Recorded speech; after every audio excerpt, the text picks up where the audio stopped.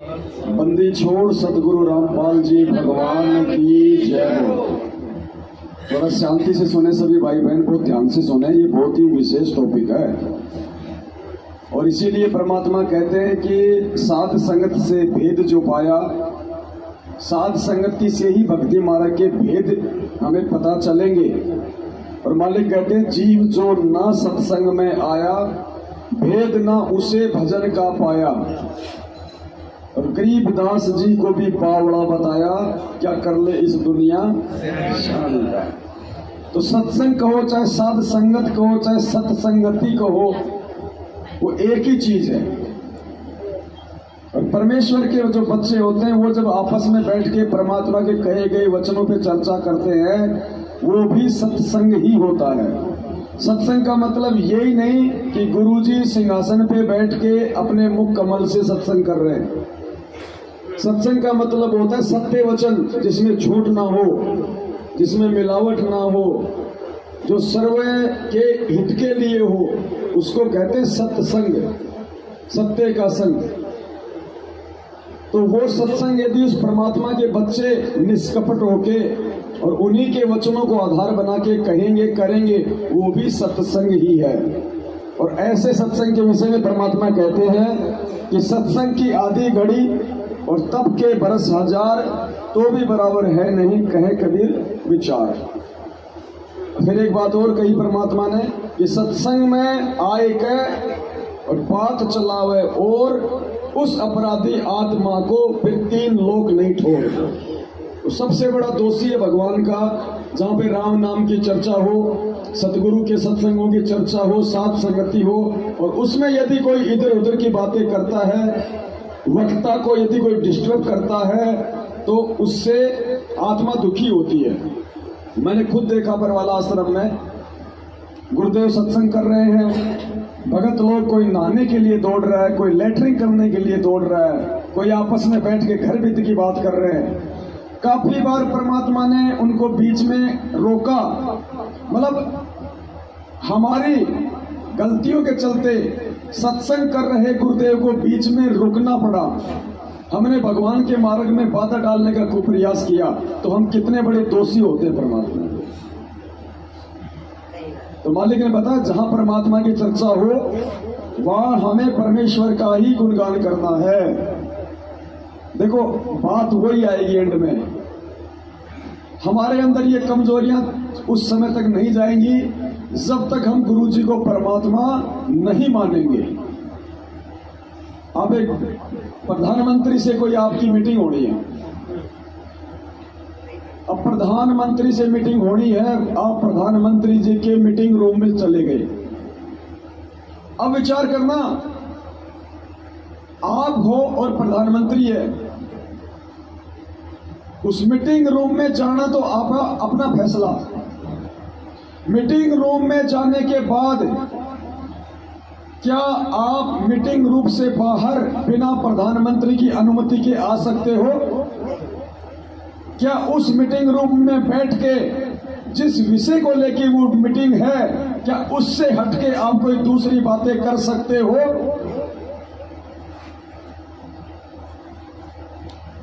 जबकि दोनों ही 2 कोटि के जीव हैं, खाली थोड़ा सा उस निष्ठा का फर्क है। तो इसी प्रकार जहां परमात्मा का सत्संग होता है या जहां साथ संगति होती है, जहां परमात्मा खुद सूक्ष्म रूप में प्रकट होते हैं, वो परमात्मा का सत्संग रूम है, मीटिंग रूम है। उस मीटिंग रूम में सिवाय उस साथ संगति की बातों के, सिवाय परमात्मा की महिमा चर्चा और गुणगान के, यदि हम कोई तीसरी बात करेंगे, दूसरी बात करेंगे, तो परमात्मा कितना नाराज होता होगा। लेकिन प्रधानमंत्री के साथ है तो बात नहीं करेंगे, क्योंकि हमें उसकी पावर का पता है, हमें उसकी शक्ति का पता है। और भगवान के दरबार में आके राजनीति की बात, गर्भित की बात, इधर उधर की बात, हंसी मजाक हम क्यों करते हैं? क्योंकि हमें उसका भय नहीं है। तो ये भय ज्ञान से बनेगा। उस परमेश्वर की पावर को हमने ज्ञान से समझना है। तो हम ये गलती ना करें आज का जो सब्जेक्ट है बहुत ज्यादा इंपॉर्टेंट है। और कैसे इंपॉर्टेंट है? क्योंकि वो चीज ना समझ पाने के चलते काफी संख्या में लोग बेवजह गुरुजी में दोष निकाल लेते हैं, भक्ति में दोष निकाल लेते हैं, और कई तो यहां तक कह देते हैं कि हो सकता है मेरा नाम खंड चल रहा हो। पुण्यात्माओं, ये नाम किसी ऐरे गहरे का नहीं है, ये नाम पूर्ण परमात्मा का है। और बेवजह नाम के ऊपर शंका करना भी दोषी बनना है।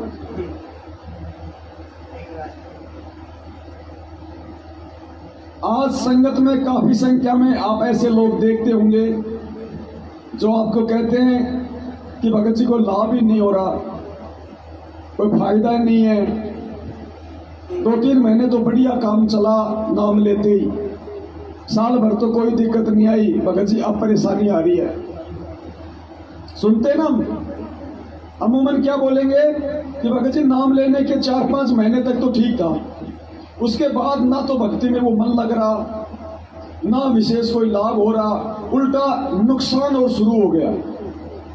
ऐसे फोन हमारे पास में बहुत आते हैं। और वैसे भी आप जी बातें संगत में करेंगे तो आपको ज्यादातर यही सुनने को मिलता है। अब इसके पीछे का रीजन क्या है? वो गलत नहीं कह रहा भगत, वो झूठ नहीं कह रहा, वो सही कह रहा है, लेकिन उसके पीछे का रीजन का ना पता होने के चलते हम डगमग वाली स्थिति में आ जाते हैं, भक्ति और भगवान से दूर हटने वाली स्थिति में आ जाते हैं काल प्रेरणा से। अब वो क्या है, क्यों ऐसी स्थिति प्रकट होती है? हर चीज को परमात्मा उतने सरल तरीके से करके नहीं बताएगा, वो बताने में समर्थ है, वो पहले ही बता सकता था, लेकिन उन्होंने अपने सत्संगों को भी सरल तरीके से समझाने के लिए हम साथ संगत वालों के लिए एक ऑप्शन छोड़ना था। भाई वेद कितना उलझा हुआ ज्ञान है, गीता जी के श्लोक कितने टेढ़े हैं, तो परमात्मा ने तो अपने सत्संगों में उनको सरल करके समझाया। और क्या कहा गुरु जी ने कि वेद लिखे परमात्मा ने, और वेदों का सार क्या है? गीता, और वो कोड वर्ड में तत्व ज्ञान युक्त। अब गीता जी को पहचानना इतना आसान थोड़ी है, और जो संत गीता जी को पहचानवा दे, गीता जी की पहचान करवा दे, उनके कोड वर्ड युक्त श्लोकों का सरलीकरण कर दे, सोचो ऐसा परम संत यदि खुद सत्संग करेगा तो वो कितने कोड वर्ड युक्त होते हैं। यानी गीता और वेदों को समझना आसान है, लेकिन परम संत के सत्संगों को समझना आसान नहीं है। इसलिए गुरु जी ने कहा कि बच्चों, ये जो गरीबदास जी महाराज जी का जो ग्रंथ साहिब है, ये पढ़ने और दिखने में बहुत सीधा लगता है, लेकिन वेद और गीताओं से भी गहरा है इसको समझना। इसीलिए 300 साल हो गए, आज तक कोई नहीं समझ पाया, सिर्फ गुरुदेव ने आके समझाया, क्योंकि उसमें विश्व की सभी भाषाएं हैं। अब विश्व की सभी भाषा को इंसान नहीं जान सकता। तो ज्यादातर लोग क्या कहते हैं, भगत जी 4 महीने हो गए नाम लिए हुए, 6 महीने 1 साल हो गई, शुरू में तो ठीक था, उसके बाद में ना भक्ति में मन लगे, काम धंधा भी डाउन हो गया। लोग भी ये कहते हैं कि कौन से बाबा का नाम ले लिया, तो इससे पहले ठीक था। तो काल हमें इन घटनाओं के माध्यम से तोड़ने का प्रयास करता है, और 99% लोगों के सामने ये समस्या आती भी है और आई भी होगी। अब ये क्यों आई, क्यों आती है और इसका समाधान क्या है, ये गुरुदेव के आशीर्वाद से हम समझने का प्रयास करते हैं। जैसा कि थोड़ी देर पहले परमात्मा ने जिक्र करवाया था, यदि हम भैंसे या किसी भी जानवर को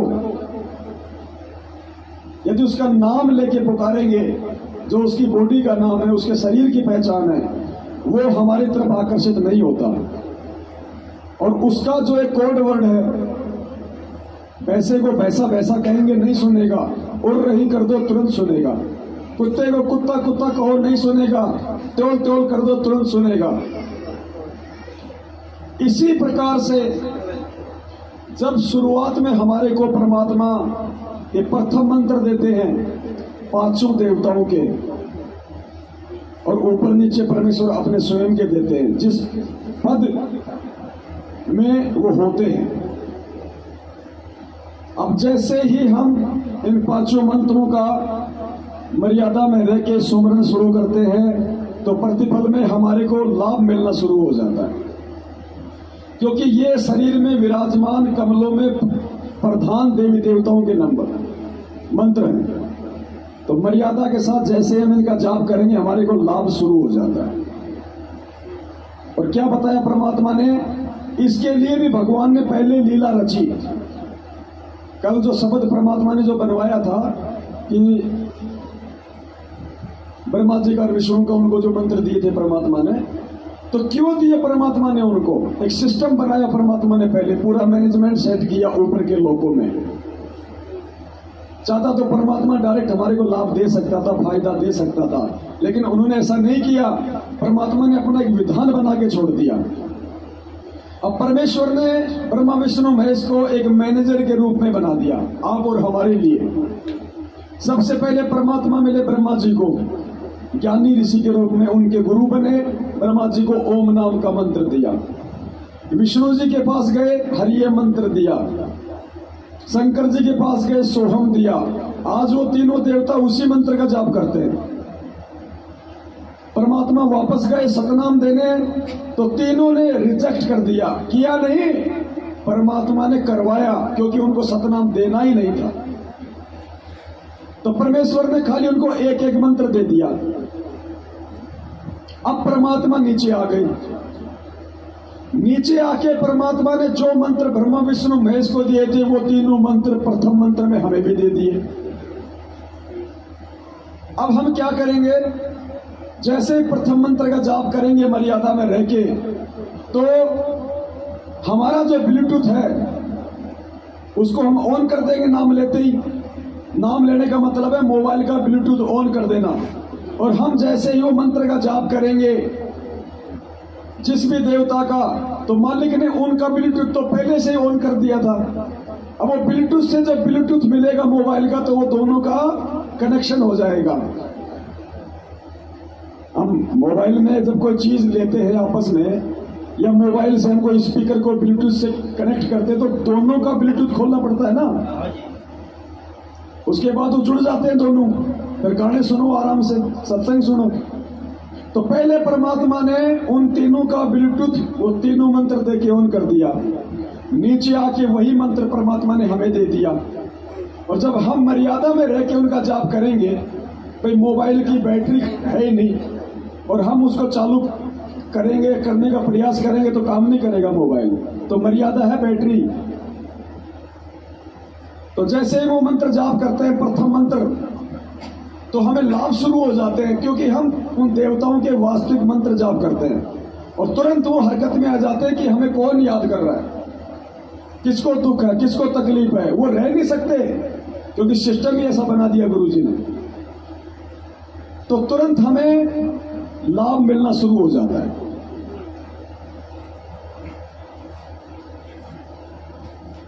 उसके बाद में 4 महीने तक हम वो मंत्र जाप करते हैं। कोई 5 महीने करता है, कोई 1 साल वो मंत्र जाप करता है। जब तक उसको सतनाम नहीं मिल जाता, वो सतनाम के योग्य नहीं हो जाता।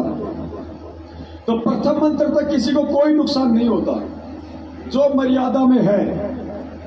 नहीं होता ना। सब यही कहेंगे भाई साहब शुरू शुरू में तो बहुत अच्छी भक्ति होती थी, सब कहते हैं, एक आधे को छोड़ के। 4 महीने बाद में या 1 साल बाद में जब सतनाम मंत्र मिल जाता है, देखो पहले तो हम प्रथम मंत्र जाप करते थे, तो प्रथम मंत्र का क्या प्रतिफल है? ब्रह्मा जी का जाप करेंगे तो वो अपने गुण देगा, लाभ देगा। शंकर जी वाला करेंगे तो वो अपने वाला लाभ देगा। बाई प्रोडक्ट है ना ये। तो जीव को सारे सुख मिलते हैं, शांति भी मिलती है, काम धंधा भी ठीक चलता है। क्योंकि ये जो देवता है, ये किसी का जो है रख नहीं सकते, ये कोई भेदभाव नहीं करते, पक्षपात नहीं करते, तो इनको देना पड़ता है। तो शुरू शुरू में परमात्मा हमारे को लाभ दिलवाता है इनसे। जैसे ही हमें सतनाम मिल जाता है, और सतनाम लेके जब हम सतनाम का जाप करना शुरू कर देते हैं तो सतनाम का जो प्रथम मंत्र परमात्मा ने सार्वजनिक किया हुआ है ओम, और ये भी बता रखा वो किसका है, काल भगवान का, जिसकी कैद में हम कैदी हैं।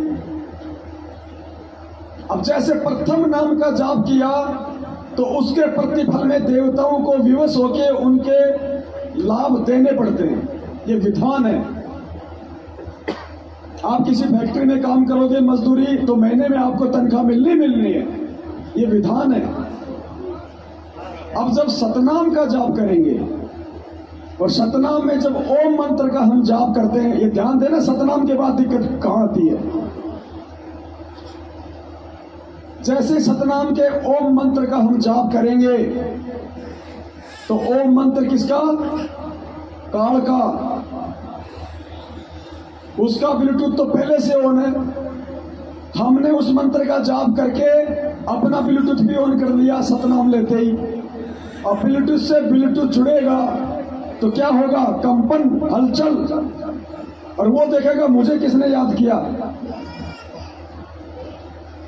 वो देखेगा उसने याद किया। क्यों याद किया, तो सतनाम क्यों दिया परमात्मा ने, मोक्ष के लिए, मुक्ति के लिए, काल की जेल से बाहर निकलने के लिए। अब वो क्या करेगा, विधान है परमात्मा का, देना उसको भी पड़ेगा। जैसे देवताओं ने दिया, नहीं देगा तो परमात्मा पिटाई करेगा। अब वो क्या देगा, सतनाम जाप करेंगे मोक्ष के लिए, काल लोक से छूटने के लिए, काल का जो ऋण है वो चूकता करने के लिए करते हैं ना। अब जब जाप करेंगे, अब काल को पता चल गया कि इसके प्रतिफल में मैंने जो एग्रीमेंट जो कर रखा है परमात्मा से कि सर्वे धर्मान परित्याज्यम एकम शरणम व्रज अहम तवा स्वर पाप्याभ्याभि मोक्ष्यामि मा शुच, कि मैं तुझे सभी कर्मों से और धर्मों से जो मेरे लेवल के हैं उनसे मैं तुझे मुक्त कर दूंगा।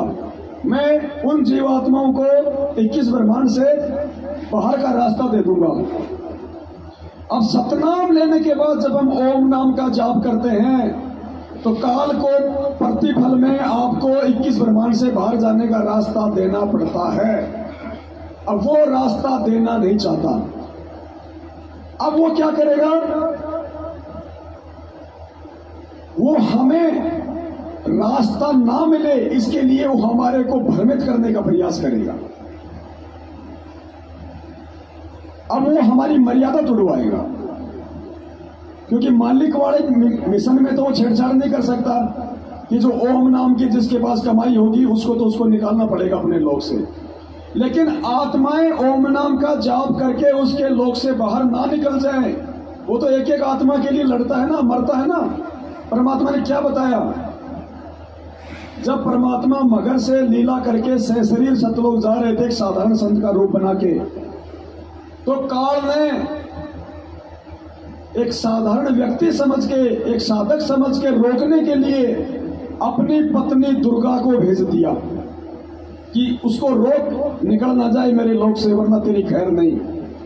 दुर्गा ने कितने डोरे डाले परमात्मा पे, कीन्या मगर पियाना, सतगुरु कीन्या मगर पियाना, वो वाणी आती है ना परमात्मा की। दुर्गा ने कितना कोशिश की कि मैं तुझे अपना राजा बना के रखूंगी, मैं तेरी पटरानी बन के रहूंगी। मालिक ने कहा कि ये तो बूर के लड्डू हैं, हम नहीं खाते, हम नहीं खाते। ऐसी वाणी शब्द है परमात्मा का। हम सुन ले परमात्मा का, थोड़ा हमें मालूम पड़े फिर हम आगे बढ़े।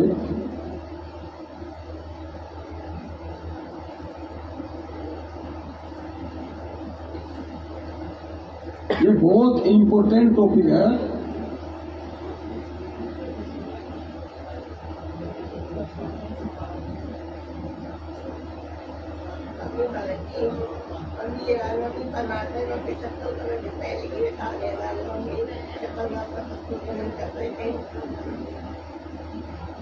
तो कैसे कैसे डोरे डाले थे दुर्गा ने परमेश्वर को साधारण संत समझ के, व्यक्ति समझ के।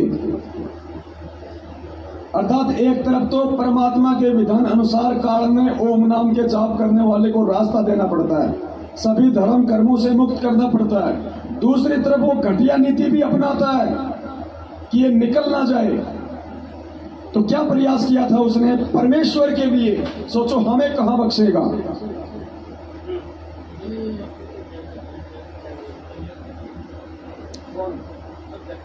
दस 15 मिनट चल सकता है। जिसको नींद आ रही है 10-15 मिनट चल सकता है। तो यहाँ सुनो तो हमारे तो वीडियो बन रहे हैं तो लाखों देखेंगे। अब ये थोड़े कि यहाँ वालों के लिए बोल रहे हैं, यहाँ तो 5 आदमी सुन रहे हैं, बाद में वीडियो पड़ेगा तो इसको लाखों देखेंगे। भगत जी परमात्मा जब शुरू में सत्संग करते थे ना, 10-20 आदमी होते थे, तो भगवान 3-3 घंटे इतने मन से सत्संग करते थे। खाली वो उनके लिए थोड़ी कर रहे थे, उनको पता था कि सालों साल मेरे बच्चे देखेंगे युगो युगो, तो वो उसी हिसाब से करते थे जैसे सामने कोई लाखों बैठे हो। 10-15 मिनट चलेगा। 10-15 मिनट लगेगा। कोई बोर्ड वार्ड हो तो रखा हुआ है और कोई एक्सटेंशन बोर्ड लगे। चलो यहाँ तो 5 साल तो बैठे, जब मैं घर पे वीडियो बनाता हूँ तब कौन रहता, मेरे सामने कोई नहीं रहता, दीवार रहती है। और वहां में सोचो कोई क्या मतलब है। भगवान ने जो सेवा जिसको दी है, जिसने इतनी सी भी त्रुटि कर दी ना, उसमें दोषी हो जाएगा परमात्मा का। मैं यहाँ से कोई सेवा थोड़ी लेके जाने वाला हूँ कि 1 लाख 2 लाख रुपए इकट्ठे हो गए जो मैं उसके लिए करूंगा। मनीराम और चंपाकली थोड़ी हम। हमें भगवान ने वो सेवा दी है जो भगवान खुद कर रहा है। अब सोचो मालिक ने हमारे ऊपर कितना विश्वास किया है, और उसके विश्वास को तोड़ना तो फिर सुअर बनना है।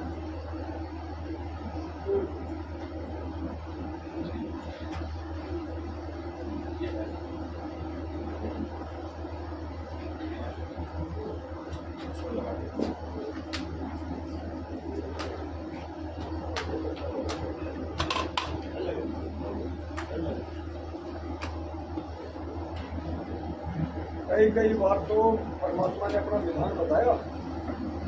कई बार तो मालिक ये कहते हैं कि जब ये परमात्मा इस पृथ्वी पे आता है, कभी 20 साल रुकता है, कभी 50 साल रुकता है। गुरुदेव कहते हैं अगर एक आत्मा भी इस ज्ञान को समझ के अगर उस परमात्मा के साथ सतलोक जाने के लिए तैयार हो जाती है, तो भी परमात्मा बहुत बड़ा अपना सौभाग्य समझता है। सोचो एक आत्मा के लिए परमात्मा 100 साल यहाँ बिता देते हैं, तो सोचो कितना मुश्किल है यहाँ से आत्माओं को लेके जाना। तो जब भगवान इतनी मेहनत करता है तो हमारी क्या जिम्मेदारी बनती है भगत जी। अभी ये जो बातें हो रही हैं, ये बातें दास ने इनको समझाने के लिए शुरू की थी। अब देख लो, ये है काल का प्रभाव। कल दास बात कर रहा था, ये वीडियो बना रहे थे, तो इन्होंने कहा कि काल का ऐसा चेहरा मुझे गुरुजी ने दिखाया। तो दास ने क्या कहा था कि जिसका मंत्र जाप करोगे तो वो अपना रिएक्शन तो देगा ना। तो इन्होंने कहा कि मुझे दिखाई दिया उसका चेहरा। आप में से किसी को दिखा आज तक? क्यों दिखा? मर्यादा विहीनता के कारण। अब ये अभी जो बातें हो रही हैं, ये सारी इनके लिए थी। काल ने पहले इनको सुला दिया। ये होता है प्रभाव। तो दुर्गा परमेश्वर को रोकने का प्रयास कर रही है, और गुरुजी कहते हैं असली बखेड़ा तो यहां से निकलोगे तब शुरू होता है, जबकि काल तो हमें यहीं रहते सहते बखेड़े में उड़ जाने का पूरा प्रयास करेगा। ये सतनाम मिलने के बाद, ये बहुत गहरा विषय, ध्यान से सुनना इसको।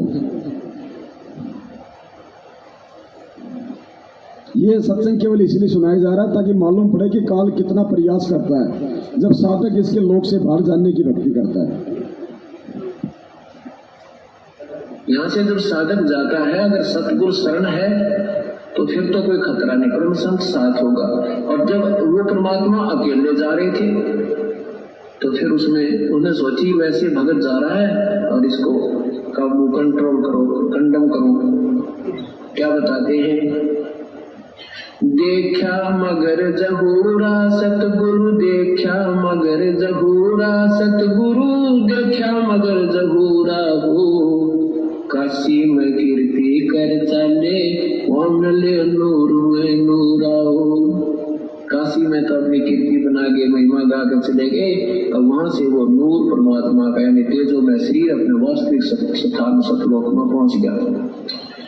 आदि माया आदि अरस से उतरी बनी अप्सरा पूरा हो। हम तो बड़े कबीर पुरुष को, तू है दुल्हा पूरा हो। माया कहे कबीर पुरुष से, देखो बदन जहूरा हो। अर्श विमान स्वर्ग में मंदिर, भोगे हमको सूरा हो। कहे कबीर सुनोरी माया, क्यों कुटिल नजर तुम घूरा हो।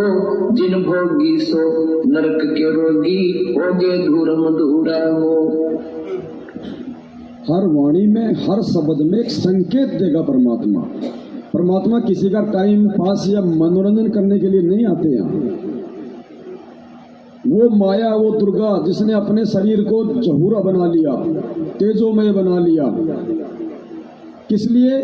परमेश्वर को आम साधक समझ के उसको विचलित करने के लिए, उसको ठगने के लिए, उसको अपनी काम वासना के जाल में फांसने के लिए। परमात्मा कह रहे हैं कि जब तुम यहां से चलोगे या जब तुम इस भक्ति पे लगोगे यहां, तो तुम्हारे को भी इसी प्रकार से ये काल ठगेगा। और परमात्मा ने कहा कि बचने का तरीका क्या है? क्या कहा परमात्मा ने पहले ही? कि उसने सोचा एक आम साधक जा रहा है, आम भगत जा रहा है, तो हम आम भक्तों के लिए समझा रहे परमात्मा कि जो मेरे साथ हो रहा है वो तुम्हारे साथ भी होगा। मैं जा रहा हूं तो हो रहा है, तुम्हारे साथ नीचे भी होगा। तो आज कितनी हमारे अंदर कमजोरी है। किसी सुंदर सी माता बहन को देख लेते हैं तो मन में क्या क्या उथल पुथल शुरू हो जाती है। ये संकेत कर रहे हैं परमात्मा कि तुमने भक्ति करके कितना जो है सुदृढ़ होना है। कोई माता बहन किसी सुंदर पुरुष को देख लेती है तो उसके मन में क्या विचार उत्पन्न हो जाते हैं। मालिक ने बताया कि जब तुम ऊपर जाओगे तो काल भगवान ने त्रिकुटी तक तुम्हें जाने से रोकने के लिए 72 करोड़ अप्सराएं वहां पे सेट कर रखी हैं। उनका काम एक ही है कि पृथ्वी लोक पे यदि इस साधक की या साधिका की आत्मा, इसकी आस्था अगर किसी पर पुरुष में थी या पर नारी में थी, और आज भी है क्योंकि वही रहेगा, सूक्ष्म शरीर में भी वही भाव रहेंगे, तो उन अप्सराओं की ड्यूटी काल ने यही लगा रखी है कि मान लीजिए जैसे ये पवन दास है, आज गुरु जी की भक्ति कर रहा हूं और ना समझे में आके मेरे अंदर विकार भी है और मेरी आस्था किसी दूसरी औरत में, किसी लड़की में है, उसको प्राप्त करने की मेरी इच्छा थी कि मेरी रमणी तो उससे होनी थी, लेकिन वो तो उससे हो गई। जैसे अहिल्या की शादी तो होनी थी गौतम उससे, इंद्र से, और बीच में कूद गया उसका गुरु, तो इंद्र के अंदर वो इच्छा रह गई ना, उस इच्छा ने फिर उसको नीच कर्म के लिए प्रेरित किया। अपने गुरु की पत्नी के साथ उसने अपने ही जो है गुरु का रूप बना के उसने उसके साथ में वो दुष्कर्म किया। तो जैसे कोई भाई, अब ये मूर्खता, ज्ञानता, ये रमणियां नहीं हो रही है, रामायण हो रही है। यार मेरी रमणी तो उसके साथ होनी थी, वो नहीं हो पाई, उसके साथ हो गई, तो उस संगत की उस बहन में जो बहन वाली आस्था होनी थी उसकी अपनी औरत वाली आस्था हो गई। या और साधक मान लो जैसे भी है, दास एक एग्जाम्पल दे रहा है। और शरीर छोड़ते समय भी मन में वही भाव रहेंगे। अब ऊपर जब जाएंगे तो वो 72 करोड़ जो अप्सराएं हैं, जो पुरुष का भी रूप बना सकती हैं, जो स्त्री का भी रूप बना सकती हैं, अब वो क्या करेंगी?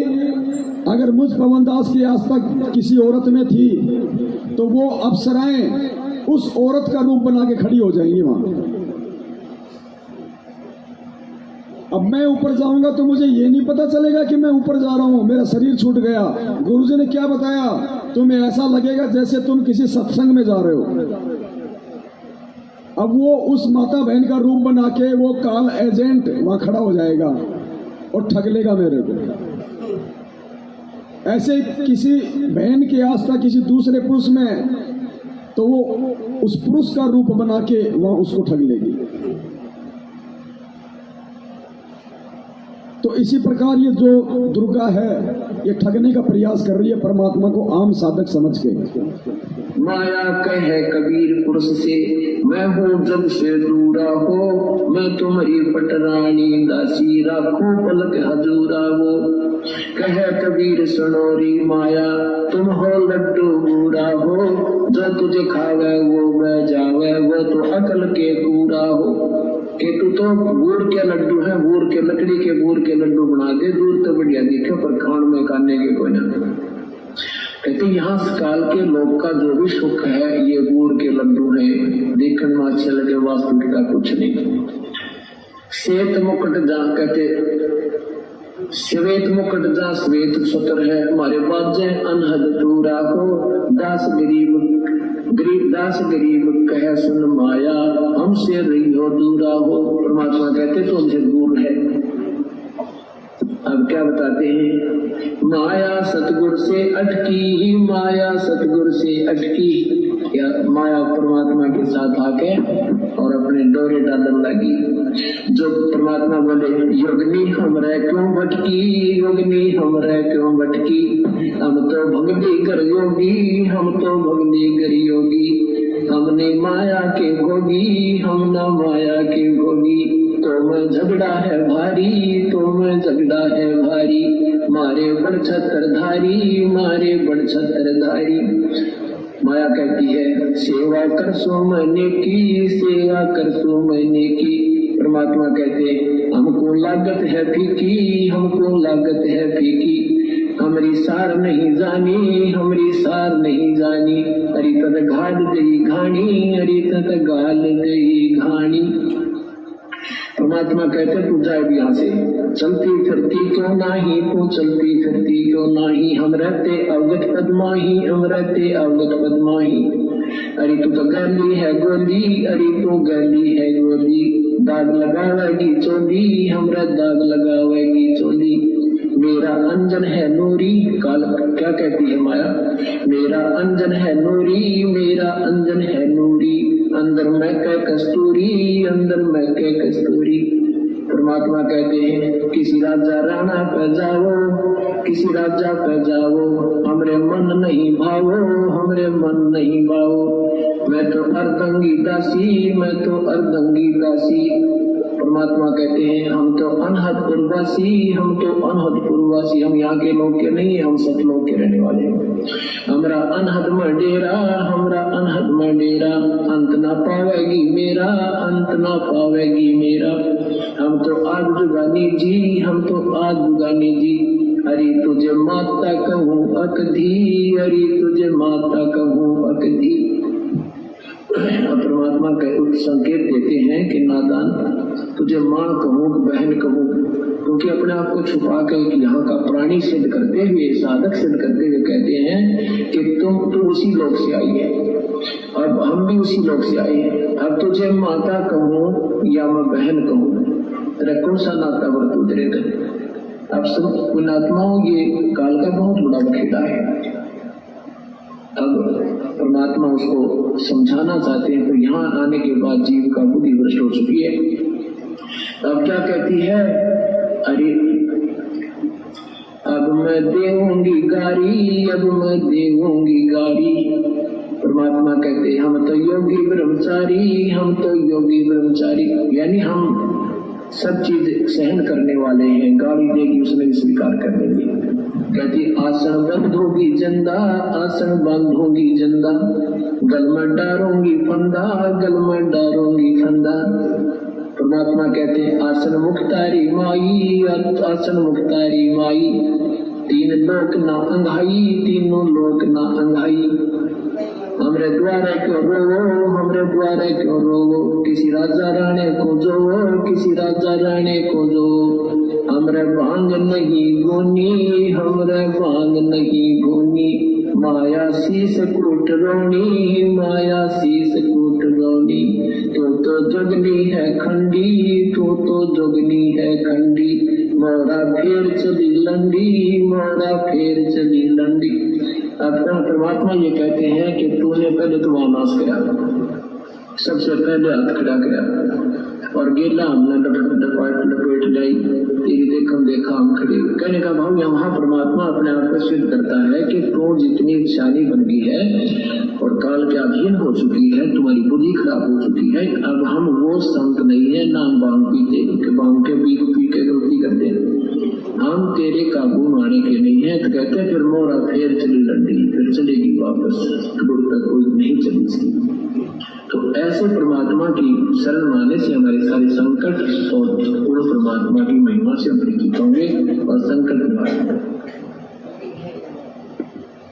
तो यहाँ पे समझने की चीज ये है कि जिस समय हमें पूर्ण संग से सतनाम प्राप्त हो जाता है और काल के लोक से मुक्त होने वाले मंत्र का हम जाप करना शुरू कर देते हैं, उसके बाद में काल उस भगत के ऊपर उतना और उसी प्रकार से डोरे डालने का पूरा प्रयास करेगा जैसे एक आम व्यक्ति समझ के उसने अपनी पत्नी दुर्गा को भी आधे कपड़ों में नंगी करके परमात्मा के सामने खड़ा कर दिया।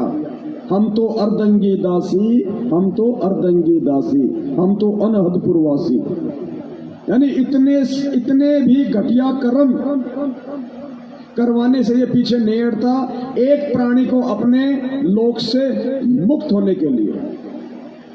तो जैसे ही हमें सतनाम का जाप मिलेगा, हम ओम मंत्र का जाप करेंगे, तो इसको मजबूरन रास्ता देना पड़ेगा परमात्मा से एग्रीमेंट के अनुसार कि सर्व धर्मान परित्याज्य माम एकम शरणम व्रज अहम तवा सुर पाप्याभ्यामी, क्या बोलते हैं मालिक, मोक्षयामी मासुच।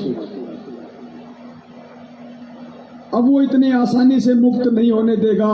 परमात्मा कहते हैं धर्म सत का राज धर्म राय कर ही अपना किया सबे दंड भर ही। गुरुदेव ने कहा कि ये सत का राज करता है लेकिन कागज सारे उल्टे नीचे नीचे करता है। ये दिखावट में तो बिल्कुल सत का राज करेगा लेकिन जीवों में कुप्रेरणा करके उनके जो कर्म है वो भी यही बिगड़वाता है। तो रास्ता देना इसकी मजबूरी हो जाएगी, लेकिन ये घटिया कर्म करवाएगा कि ये रास्ता प्राप्त करने के योग्य ना रहे। इसलिए सतनाम मिलने के बाद काल का हमारे ऊपर विशेष निगाह दृष्टि हो जाती है। वो हर प्रकार से कोशिश करेगा आपके किसी भाई बहन के माध्यम से, आपके रिश्तेदार में प्रवेश करके आपके ऊपर पाबंदी लगा देगा। तू शादी में नहीं आ रहा, तू बात में नहीं आ रहा, तू हमसे बड़ा हो गया, तू परंपराओं को छोड़ना चाहता है। आपकी यदि पत्नी अनुपदेशी है तो उसमें काल बैठ जाएगा आपकी मर्यादा तोड़वाने के लिए। मतलब जो भी हमारे साथ में घटनाएं घटती है ना, ये नाम भक्ति लेने के बाद जो लोग हमसे ईर्ष्या द्वेष करते हैं वो सब काल प्रेरित होते हैं, वो काल का जाल होता है। वो हमें समझना पड़ेगा कि सतनाम लेने के बाद मेरे ऊपर ये प्रेशर क्यों बढ़ रहा है। वो घटिया से घटिया कोशिश करेगा, तो उसकी कोशिशों को हमने फिर ज्ञान आधार से ही काटना है कि भाई असली कहानी ये है कि हम इसके जाल से मुक्त ना हो जाएं। अब उससे बचने का तरीका सिर्फ मर्यादा, परमात्मा का सत्संग और साध संगति, दूसरा कोई तरीका नहीं है कि हम इसके जाल से बच जाएं। तो जब भी ऐसी अगर कोई समस्या आती है, कोई परेशानी खड़ी होती है हमारे सामने, तो ये ना सोचो कि मेरा नाम खंड हो गया, ये ना सोचो कि गुरुजी की भक्ति में कोई पावर नहीं है। नहीं, उस भक्ति की पावर का तुम्हारे ऊपर असर ना हो इसके लिए तुम्हें डगमग करने का प्रयास किया जा रहा है, जिसका तुम जाप कर रहे हो। वो नहीं चाहेगा कि तुम यहां से निकल जाओ, तुम ये भक्ति कर लो। और बचने का तरीका भगवान ने फिर सत्संग में बताया कि किस प्रकार से फिर तुमने ज्ञान आधार से सामना करना है। वो तो आम व्यक्ति समझ के परमात्मा को तोड़ने का प्रयास कर रही थी ना। परमात्मा ने हर चीज का जवाब दे दिया कि हम भांग नहीं पीते, हम कोई ऐसे वैसे संत नहीं है जो तू सोच रही है। तो भूर के लड्डू है, दूर से अच्छी लगती है, खाएगा वो पछताएगा, ना खाएगा वो पछताता है। तो ज्ञान से ही हमें इन चीजों का समाधान मिलेगा, साथ संगति से ही समाधान हमें मिलेगा परमात्मा के सत्संग आधार से। इसलिए सतनाम का जाप लेने के बाद हमारे को समस्या आनी शुरू हो जाती है काल के दबाव के कारण। अब दुखी वो होगा जो उस दबाव के चलते मर्यादा तोड़ देगा। क्या कहा परमात्मा ने फिर अपने बाकी सत्संगों में, फिर उन चीजों को परमात्मा ने हमें समझाया।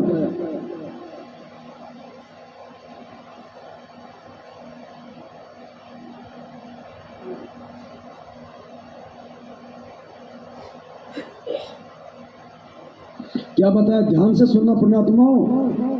जैसे सतनाम मिलेगा और आप जाप करना शुरू करोगे तो कौन कौन आपको दुखी करने का प्रयास करेंगे, कैसे कैसे प्रयास करने का वो करेंगे। क्या कह रहे हैं परमात्मा? और उन तमाम बाधाओं को जो पार करके जो संत की शरण में लगा रहेगा, सत्संगों में आएगा जाएगा, साथ संगति से जुड़ा रहेगा, उसी का आवागमन नसाएगा।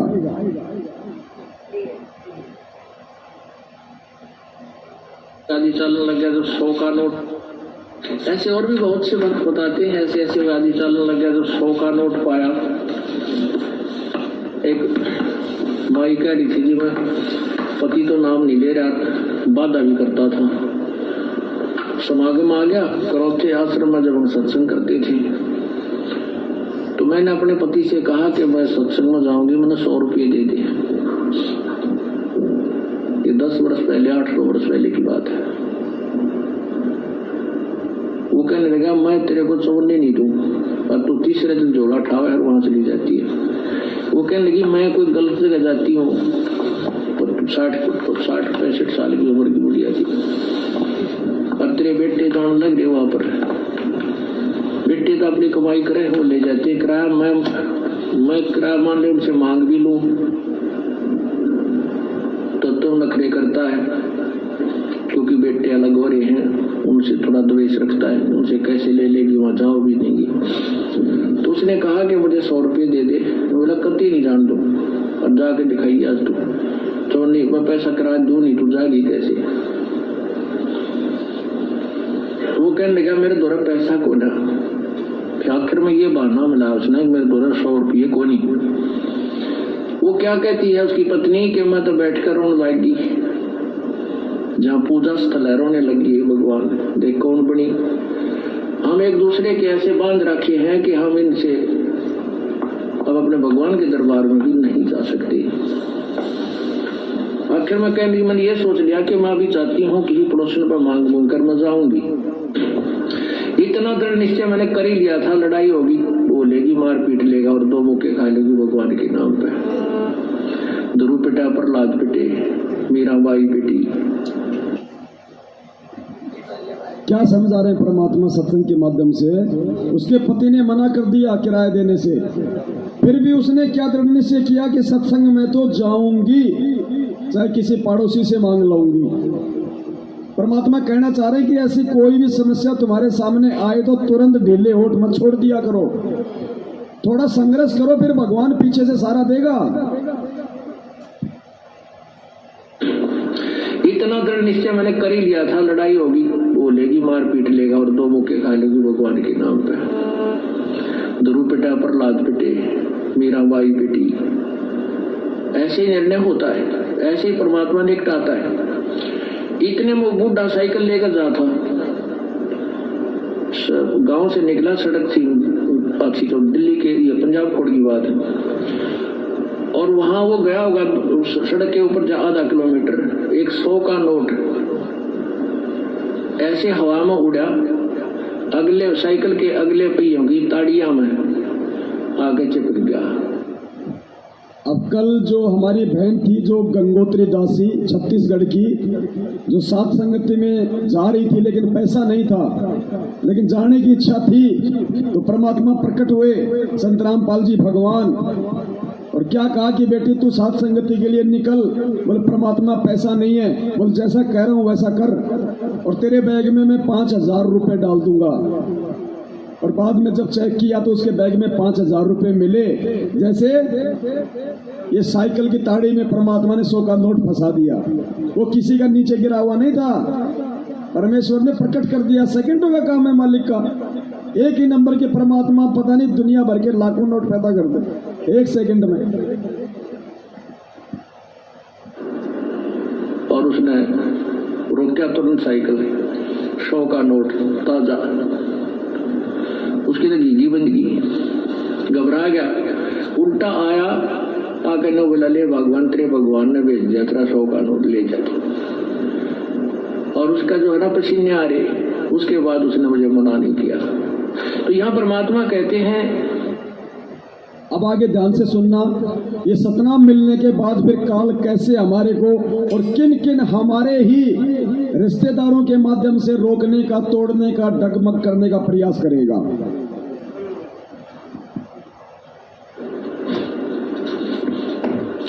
पति भरता पग जमी पर जो धर है पाँव, समर्थ झाड़ू देते हैं ना काटा लग जावे। पति भरता भूखी रहे, यानी पति भरता को, यानी सच्ची उस अनन्य मन से पूजा कर रही भगत आत्मा को कोई अभाव होता है, किसी चीज की आवश्यकता होती है और वास्तव में उसकी आवश्यकता है, तो कहते हैं पति भरता भूखी रहे वहां समर्थ घर सोचे। ऐसे पति की स्त्री के, ऐसे पति की स्त्री के काल कर्म हो मोक्ष मोच। कहते हैं जैसी भक्त आत्मा जब दुखी होती है तो भगवान के दरबार में भी चिंता बन जाती है। पुण्यात्माओं, इस दास की स्थिति से आप सब लोग जग जाहिर हो। सांसारिक लेवल पे ना दास के पास कोई मकान है, ना कोई जमीन है। किराए के मकान में दास रहता है, कभी कहाँ कभी कहाँ। काम धंधा ऐसा कोई विशेष है नहीं। काम धंधा भी करते हैं तो वही अपना कोई पानी पतासे का या दही बड़े वगैरह का जो भी दास जानता है छोटा बहुत। और पिछले काफी समय से वो काम भी नहीं हो पा रहा, क्योंकि उस काम से ज्यादा वैल्यू इस दास के लिए परमेश्वर की सेवाएं है। दास ऐसा नहीं कि काम नहीं करना चाहता, लेकिन ना करने के पीछे मेरी मजबूरी है और उस परमेश्वर ने मुझे रोक रखा है, वो नहीं करने देना चाहता वो सांसारिक काम। ये सबके लिए नहीं है। जिनको परमेश्वर ने चुन लिया होता है, जिनसे परमात्मा ने कुछ अपने काम निकलवाने होते हैं, ये केवल उन्हीं कुछ आत्माओं के लिए होता है। और वैसे भी परमात्मा के सांसारिक लोगों के लिए या भक्ति मार्ग में आने के बाद भी जो भक्ति को ज्यादा वैल्यू ना देके अपनी भौतिक सुख सुविधाओं के लिए दिन रात बैल और गधे की तरह जो काम करते हैं, उनके लिए भी परमात्मा कहते हैं कि नर संसारी लगन में दुख सहे करोड़ा, और इस परमार्थ के कारण जितना सहे उतना थोड़ा। तो ऐसा नहीं कि दास काम नहीं करना चाहता, लेकिन ये बंदी छोड़ की सेवाएं, इससे बड़ा कोई काम नहीं है दुनिया में। ये काम तो हम परमात्मा के आने के बाद भी कर लेंगे, लेकिन ये सेवा जो आज मिली हुई है, ये कल परमेश्वर के आने के बाद नहीं मिलेंगी। फिर रोएंगे बैठ के, पछताएंगे हम। तो सबको पता है दास पहले मेरठ में रहता था। अब मेरठ वालों के मेरे बीच में क्या हुआ, दास ने वीडियो बना के डाला हुआ है। उनकी जमीन के लिए दास ने किसी भाई से उनको 4 लाख रुपए उधार दिलवाए थे, और उसके बाद मेरठ वालों ने वो पैसे देने से मुझे इनकार कर दिया। मैं खाली उन दोनों के बीच में था। मेरठ वालों ने पैसे देने से इनकार कर दिया। अब वो भाई मेरे पीछे पड़ गया कि भाई मैंने तो तेरे कहने पे दिया पैसा, जबकि मैंने दोनों को आमने सामने किया था। लेकिन यहाँ पे वही बात है, अपने से नीचे वाले को हर कोई यहाँ पे दबाता है। ये घटिया आदत है इस लोग की। तो दास ने, चलो भाई कोई बात नहीं, दास ने बैठ के जब जोधपुर की सत्संगति थी तो काफी भक्तों ने कहा, तो दास ने कहा ठीक है भाई, कोई बात नहीं, मैं तो पहले से दुखी हूं और हो लूंगा दुखी, कोई बड़ी बात नहीं। क्योंकि भगवान जब किसी की परीक्षा लेता तो ठोक के लेता है। और वैसे मालिक की वाणी है कि टोटे में भक्ति करे सोई सच्चा सपूत, ये मायाधारी मस्करे कितने जाली ऊत। कोई बात नहीं भाई, अगर मैं सत्य हूं अपनी जगह पे तो मेरे साथ वो सत्य पुरुष है, मुझे घबराने की जरूरत नहीं है। तो दास ने 5-10 भाइयों के बीच में बैठ के और हरियाणा के उस भगत के साथ में एक एग्रीमेंट कर लिया। एग्रीमेंट मतलब जुबान से बोल दिया कि भाई हर महीने कर करके मैं आपको 10,000 रुपये दूंगा, अगर वो नहीं दे रहा तो आपके 4 लाख रुपए मैं पूरे करूंगा। अगर बीच में बैठ के 2 व्यक्तियों को आमने सामने करने का यही अगर दोष है तो ये सजा भैया भुगतेंगे और क्या करें, जबकि कोई जुगाड़ नहीं मेरे पास में, मैं तो खुद ही काम नहीं कर रहा। तो परमात्मा जी वाणी बोल ली है मालिक ने कि पतिव्रता, एक मिनट दोबारा सुन लीजिए।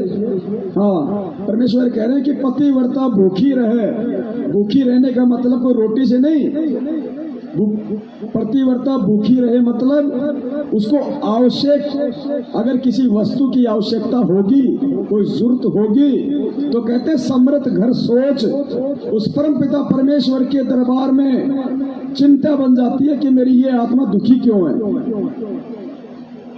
तो दास ने तो परमात्मा पे विश्वास करके एग्रीमेंट किया और फिर परमेश्वर दया करते हैं, अगर मर्यादा में है और सच्चे समर्पण के साथ उसको समर्पित है तो मालिक कहीं से भी अरेंजमेंट करवा देता है।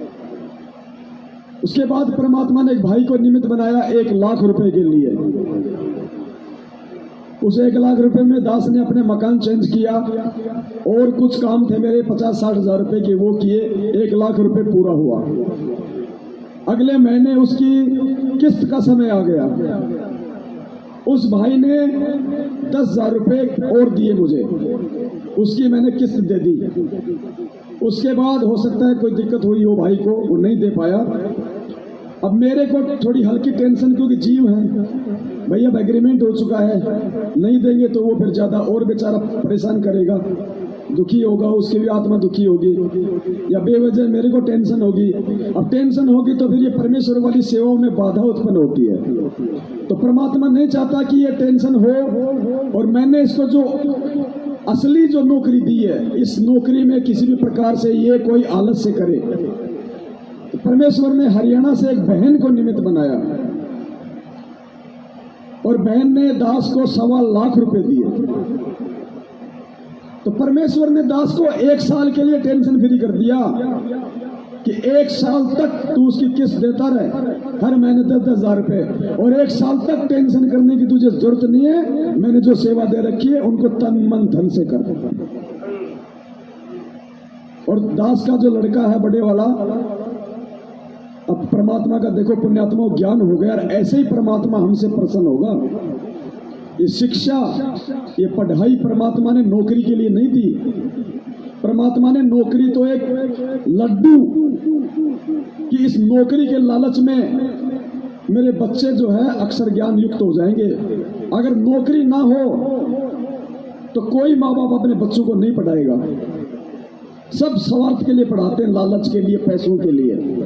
तो परमात्मा ने 1951 में आने के बाद ही तो शिक्षा आई हिंदुस्तान में। पहले तो अंग्रेजों का राज था, कौन पढ़ता था पहले। उसके बाद परमात्मा ने शिक्षा दी, घर घर में पढ़ाई होने लगी, और परमात्मा ने नौकरी का एक छोटा सा एक लालच दे दिया। उस नौकरी के लालच में माता पिताओं ने अपने बच्चों को खूब पढ़ाया लिखाया, और आज वो पढ़ाई लिखाई परमेश्वर के काम आ गई कि जब मैं पिछली पीढ़ी में जाके अपने बच्चों को टीवी पे, प्रोजेक्टर पे गीता का श्लोक पढ़ाऊंगा, वेद पढ़ाऊंगा, तो मेरे बच्चे मेरे साथ साथ उसको पढ़ के समझ जाएंगे कि मैं कौन हूं, परमात्मा कौन है। आगे नौकरियां नहीं है, आगे ना कोई इतना पढ़ेगा, सिर्फ अक्षर ज्ञान ही दिलाएगा जो भगत होगा वो अपने बच्चों को। और संत रामपाल जी का भगत होके यदि कोई अपने बच्चों को टाटा बिरला की स्कूल में पढ़ा रहा है कि डॉक्टर बनाऊंगा, इंजीनियर बनाऊंगा, वो सबसे बड़ा मूर्ख है, इस दुनिया का सबसे बड़ा मूर्ख। ये रोटी परमात्मा की भक्ति देगी, और जो भक्ति में नहीं है भगवान तो उनको भी दे रहा है जो जगत वाले हैं। और जगत वाले तो छोड़ो, हम जितना एक महीने में नहीं खाते, एक हाथी एक टाइम खाता है। वो कौन सा पढ़ लिख के बीए की डिग्री ले रखी है, वो कौन सा ऑफिस में काम करता है, वो कौन सा गाड़ी चलाता है। जिस भगवान ने माँ के गर्भ में 9 महीने तक हमारा पेट भरा, क्या बाहर निकलने के बाद उसको टेंशन नहीं है? परमेश्वर कहते हैं पो पाटी पगड़ा भैया और जागी जिया जून, सब कहूं को देत है वो चोट समाना चोन। और हमें तो दृढ़ विश्वास हो जाना चाहिए, हम तो भगवान के चरणों में आ गए भाई, डायरेक्ट कनेक्शन हो गया। और जिस भगवान ने हमारे को करने के लिए भजन दे दिया, क्या खाने के लिए भोजन नहीं देगा? सब कुछ देगा, लेकिन विश्वास हमें नहीं होता। तो दास ने अपना जो बड़ा लड़का है उसको 10th करवा के 10वीं पास करवा के उसकी इच्छा थी आगे पढ़ने की, दास ने उसको मना कर दिया, नहीं भाई अपने को भगवान चाहिए, भगवान मिल गया। शिक्षा केवल इसलिए दी थी कि मेरे बच्चे मुझे पहचान लें। बेटा भगवान को हमने पहचान लिया है, अब हमने नौकरी के लिए पढ़ाई नहीं करनी। उस बच्चे की दास ने पढ़ाई छुड़वा दी और उसको एक मार्बल कंपनी के अंदर उसको काम पे लगा दिया। हर महीने उसको 15,000 रुपये मिलते हैं, बस बहुत है, पर्याप्त है। घर का खर्चा बच्चा चला रहा है, और जो किस्त है मेरी जो 10,000 की, जो 4 लाख रुपए तक है, वो मालिक ने अपने सत्संग वाले बच्चों को निमित्त बना रखा है। तो ऐसे समय में यदि मैं रातों को जाग के भगवान की सेवा ना करूं तो मेरे से बड़ा नीच कोई दूसरा नहीं होगा। इसलिए दास परमात्मा की सेवा में कोई कोताही नहीं बरतता है, वरना भगवान का दोषी हो जाऊंगा जब वो आगे से आगे मेरे चल रहा है। तो इसलिए परमात्मा ने ये वाणी कही है कि पतिव्रता भूखी रहे तो समृद्ध घर सोच। हर किसी के लिए नहीं, पतिव्रता के लिए जो अपने गुरु के वचन पे चले, जो गुरु को भगवान माने, जो अपने जीवन का मकसद केवल आत्म उद्धार ही माने। कार कोठी बंगले खरीदना जीवन का उद्देश्य जिसका ना हो, उसके लिए परमात्मा की वहां सोच हो जाती है। तो कैसे ओम नाम मिलने के बाद और उसके जाप के बाद किन किन कारणों से किन किन रिश्तेदारों को निमित्त बना के हमारे को मर्यादा विहीन करने का काल के द्वारा प्रयास किया जाएगा। आगे ध्यान से सुनिए परमात्मा का ये सत्संग।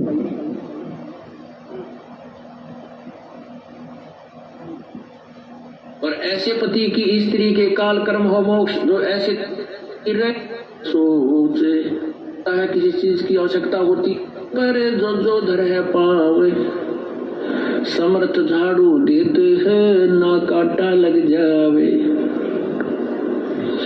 पतिव्रता भूखी रहे, यानी पतिव्रता को यानी सच्ची उस अनन्य मन से पूजा कर रही भक्त आत्मा को कोई अभाव होता है, किसी चीज की आवश्यकता होती है और वास्तव में उसकी आवश्यकता है, तो कहते हैं पतिव्रता भूखी रहे वहां समर्थ घर सोचे।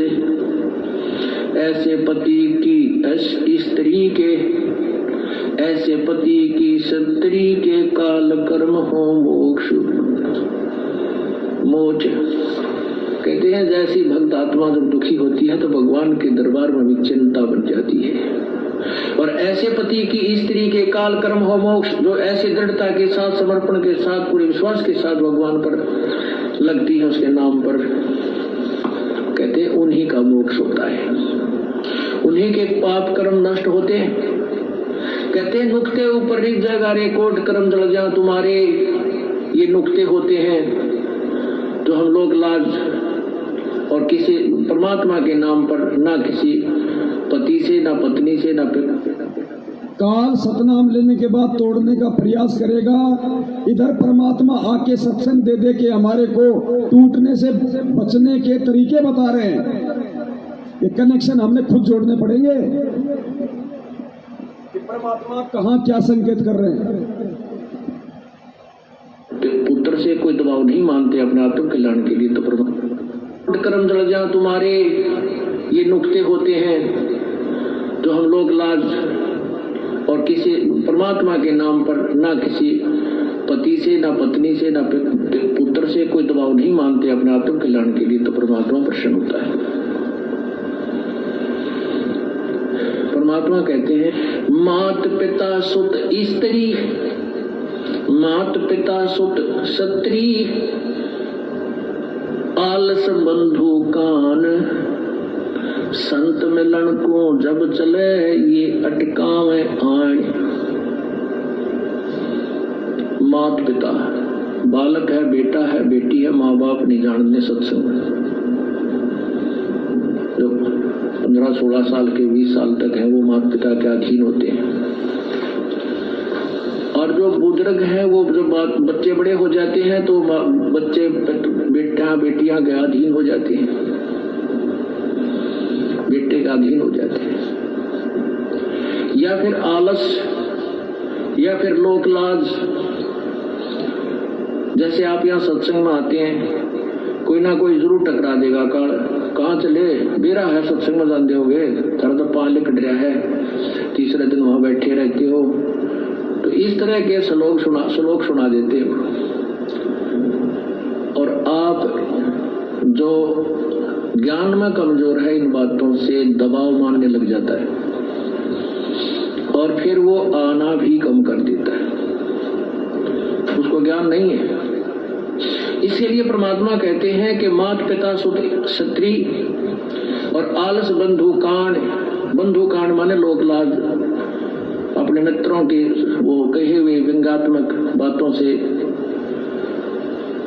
झिझक जाना। कहते हैं सतगुरु मिलन को जब चला ये अटकावा आठ, ये आके आठ लावेंगे कि बेटा का माँ बाप या स्त्री ऐसी निकम्मी हो जाएगा जी बेबे, बस जी का झाड़ बन जाती है भगत के, या फिर लोक लाज, या खुद आलस कर जा, फिर देखोगे फिर अगले बार देखेंगे सर्दी ज्यादा है, गर्मी घड़ी है। इनका अटकाया ना अटके जो सतगुरु दर्श को जाए, कहे कबीर सो संत है भाई आवागमन नसावे। कहते नुकते ऊपर रीत जाएगा। ऐसे हम थोड़ी बहुत भगवान के लिए पापिटिया करेंगे, संघर्ष करेंगे तो हमारे निकट आएगा, और केवल बात बनाते हैं परमात्मा या कोई भी क्रिया पूरी नहीं हो सकती। जैसे अब यहाँ कौन आएंगे, वो आएंगे जो पूर्ण रूप से परिचित हो चुके हैं इस ज्ञान से। तो इस प्रकार से ये सतनाम मिलने के बाद जिन जिन भक्तात्माओं को कोई लाभ नहीं मिल रहा, कोई फायदा नहीं हो रहा, तो ये है उसका मेन रीजन। ये ज्ञान आधार से उनको समझना पड़ेगा कि ऐसा मेरे साथ क्यों हो रहा है। उसका रीजन है काल का भयंकर दबाव। और काल फिर आपके रिश्तेदारों में, आपकी ऑफिस में। अब देखो इसकी सूक्ष्म चाल क्या क्या होती है। अब इसने ये कोरोना का नाटक शुरू करवा दिया। अब आप जिस ऑफिस में काम कर रहे हो, आपकी अच्छी खासी तनख्वाह है, आपकी 40,000 रुपये महीने की तनख्वाह है, और आपने उस 40,000 रुपये महीने की तनख्वाह के चक्कर में बैंक से 20 लाख का ब्याज ले लिया कि 20,000 रुपये महीने की मेरी किस्त कटती रहेगी, और आपने वो मकान ठोक लिया। मकान बन गया, बढ़िया धंधा हो रहा है, बढ़िया रह रहे हो, लोगों ने देख लिया भाई कोठी ठोक दी भाई, अरे वाह पैसा कमा रहा भाई फलाने का छोरा। 1 साल बाद कोरोना आ गया, ऑफिस वाले बोले भाई साहब टीका लगवाओ तो आना, नहीं तो अपने घर पे बैठो। अब आप भगत हो तो क्या करोगे? फांस दिया काल ने आपको, चौराहे पे लाके खड़ा कर दिया आपकी दुर्गति करवाने के लिए। अगर नौकरी छूट गई, टीका नहीं लगवाया, तो बैंक की किस्त क्या तेरा बाप भरेगा? अगर टीका लगवा लिया, जो कि भक्ति विरुद्ध, ज्ञान विरुद्ध, मर्यादा विरुद्ध, तो परमात्मा से दूर हो जाओगे। अब क्या करोगे इस स्थिति में? यहाँ पे आपको ज्ञान से बढ़कर फिर दूसरा कोई सहारा नहीं मिलेगा। फिर आपको ज्ञान आधार बनाना पड़ेगा कि इस भक्ति और भगवान के लिए पत्थर का मकान तो क्या, 40,000 की नौकरी तो क्या, बलक बुखारे के बादशाह ने तो अपना राजपाट, रानी सब कुछ छोड़ दिया था। जिसके राज को देख के, जिसके शानो शौकत को देख के इंद्र का, देवताओं का राजा इंद्र भी शर्मा जाता था कि ऐसे ठाठ बाट तो मेरे भी नहीं है जो बलक बुखारे के बादशाह के। उसने सब कुछ छोड़ दिया था। और फिर परमात्मा ने अपने भगत की महिमा गाई कि रांडी ढांडी ना तजे वो नर कौए काग, और बलक बुखारा ने छोड़ दिया थी कोई पाछली लाग। नरसिंह भगत अपने आत्म कल्याण के लिए सेठ होके और 56 करोड़ की संपत्ति को ठोकर मार दी, भंडारे में लगा दिया। अपने रहने के लिए भी अपना महल नहीं रखा, जंगल में जाके झोपड़ी बना के रहने लग गया। तो ये दृढ़ता हमारे को ज्ञान से मिलेगी, अच्छी संगति से मिलेगी, साध संगति से मिलेगी। तो वो दबाव सतनाम के बाद इस प्रकार से काल हमारे ऊपर बढ़ाएगा, कोई भी रीजन बना के। अब उस दबाव का यदि आपके ऊपर असर हो गया, जिनको ज्ञान नहीं है तो उनकी मर्यादा टूटेगी। जैसे ही मर्यादा टूटी, उनके ऊपर मालिक का विधान है। परमात्मा ने कह दिया कि बच्चों भक्ति चाहे थोड़ी कर लो, लेकिन मर्यादा पूरी निभाओ। अगर मर्यादा तोड़ के भक्ति फिर चाहे रात दिन कर लो, कोई फायदा नहीं है। डॉक्टर भी यही कहता कि बेटा तेरा ऑपरेशन कर दिया, ये गोली दवाई और ये नियम, ये परहेज। गोली दवाई भले एक टाइम याद ना रहे तो कोई बात नहीं, कम खा ले, लेकिन ये परहेज पूरे निभाना। अगर तूने परहेज तोड़ दिए तो गोली दवाई बिल्कुल काम नहीं करेगी। तो पुण्यात्माओं, सतनाम के बाद हमारे को विशेष तौर पे एहतियात बरतने की जरूरत है। इसीलिए आए दिन लोग मर रहे हैं सारनाम तक प्राप्त करके, जो सतलोक आश्रम मैनेजमेंट हरियाणा की कुसंगति से जुड़े हुए हैं, क्योंकि वो समझ नहीं पा रहे, वो दुविधा में है कि हो क्या रहा है। गुरु जी की भक्ति भी कर रहे हैं, गुरु जी के आदेश भी मान रहे हैं, जो पीले पर्चे में आ रहे हैं, जो ऑडियो आ रही है। अब उनको ये नहीं पता बिना साध संगति के कि वो पीले पर्चे आ कहां से रहे, वो भक्ति और ज्ञान विरुद्ध आदेश दे कौन रहा है। अरे इस मार्ग में आने के बाद अगर संत रामपाल जी भी राजनीति करवाएंगे तो भक्ति क्या फिर आसाराम करवाएगा। तो पुण्यात्माओं, इस प्रकार से हमने साध संगतियों के माध्यम से परमात्मा के ज्ञान को आधार बना के हमने बचना है इस काल के भयंकर जाल से।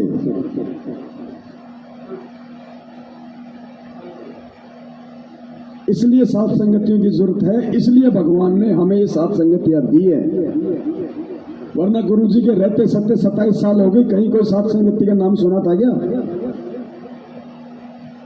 और आज इन्हीं साध संगतियों में जो भगवान के सत्संग हम 27 साल से नहीं समझ रहे थे कि परमात्मा ने सत्संग में क्या भेद छुपा रखा है, क्या गूढ़ रहस्य है, आज वो सारे भेद परमात्मा साध संगतियों से सार्वजनिक खुलासा करवा रहे हैं।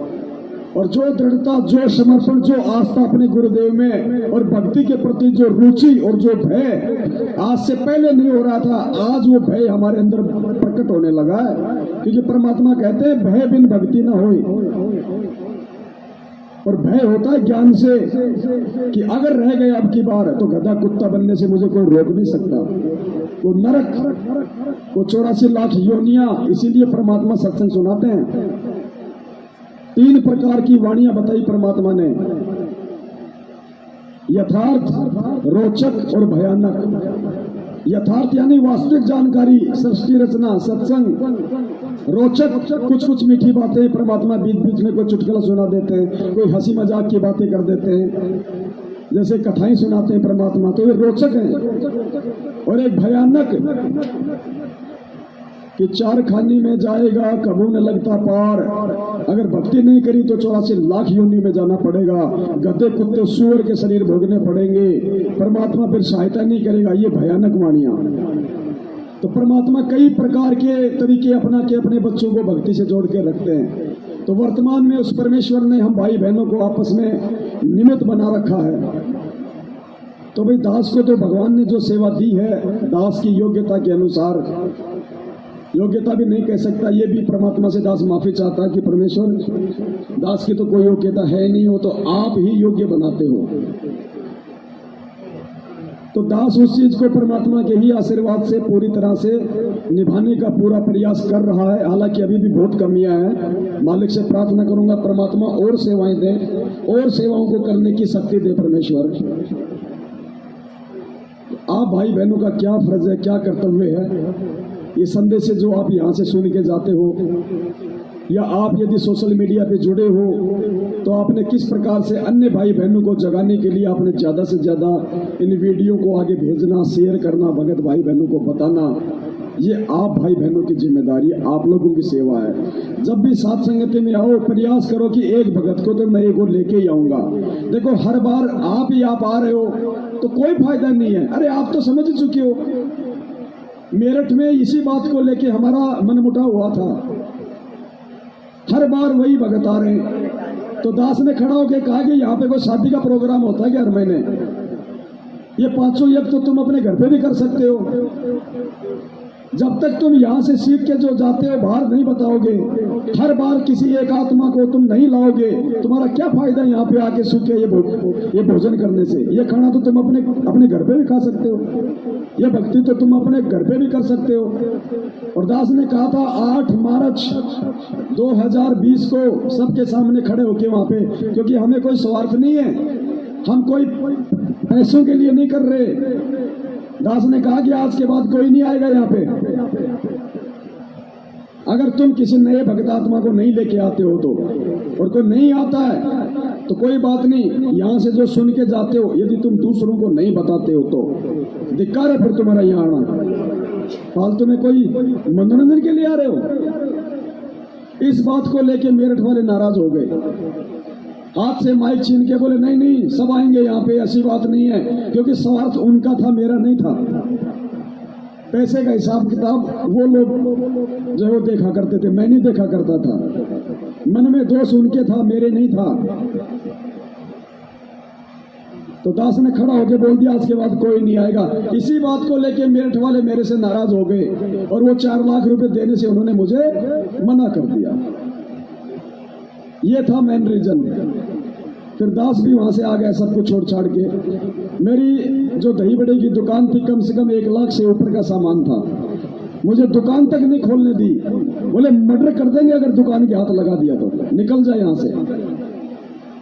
आज भी वो दुकान ऐसे की ऐसी, पता नहीं उन्होंने निकाल लिया नहीं निकाला पता ही नहीं।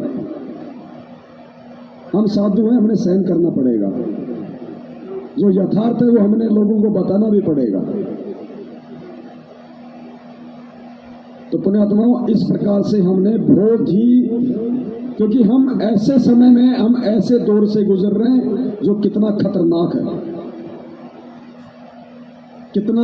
वही बात है, परमात्मा ने एक बार एक कहानी सुनाई थी हमें कि एक राजा था और राजा का बच्चा अपने दोस्तों के साथ कहीं बाहर खेलने के लिए निकल गया और खेलते खेलते बच्चा अंदर जंगल में चला गया गहरा। और जंगल में जो भील, जो आदिवासी लोग थे, दास को जाति सूचक शब्द प्रयोग नहीं कर रहा है, आदिवासी का मतलब होता है जो लोग सांसारिक लोगों से दूर रहते हैं और जो लोग मांस वगैरह खाते हैं जानवरों को काट के, जिनमें कोई समझ नहीं होती है, वो जंगली लोग जो अपने कबीले बना के रहते थे पहले, आजकल तो इतना नहीं है। तो राजा के लड़के को पकड़ के ले गए और अपने सरदार के पास ले गए। सरदार बड़ा खुश हुआ उस गोरे चिट्टे बच्चे को देख के, और उसने कहा कि भाई अगले महीने हमारी माता जी का, उनकी जो भी देवी थी, उसका त्योहार है और माता को यदि हम इस बच्चे की बलि चढ़ाएंगे तो माता हम पे और प्रसन्न होगी।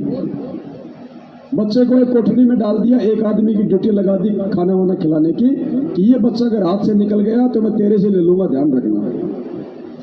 राजा ने मालूम किया बच्चा घर पे नहीं आया, काफी परेशान हुआ। पुण्यात्मा विचार करना, ये खाली एक कथा नहीं है, इस कथा का निष्कर्ष निकालना गुरु जी ने क्यों सुनाई, क्या समझाने के लिए।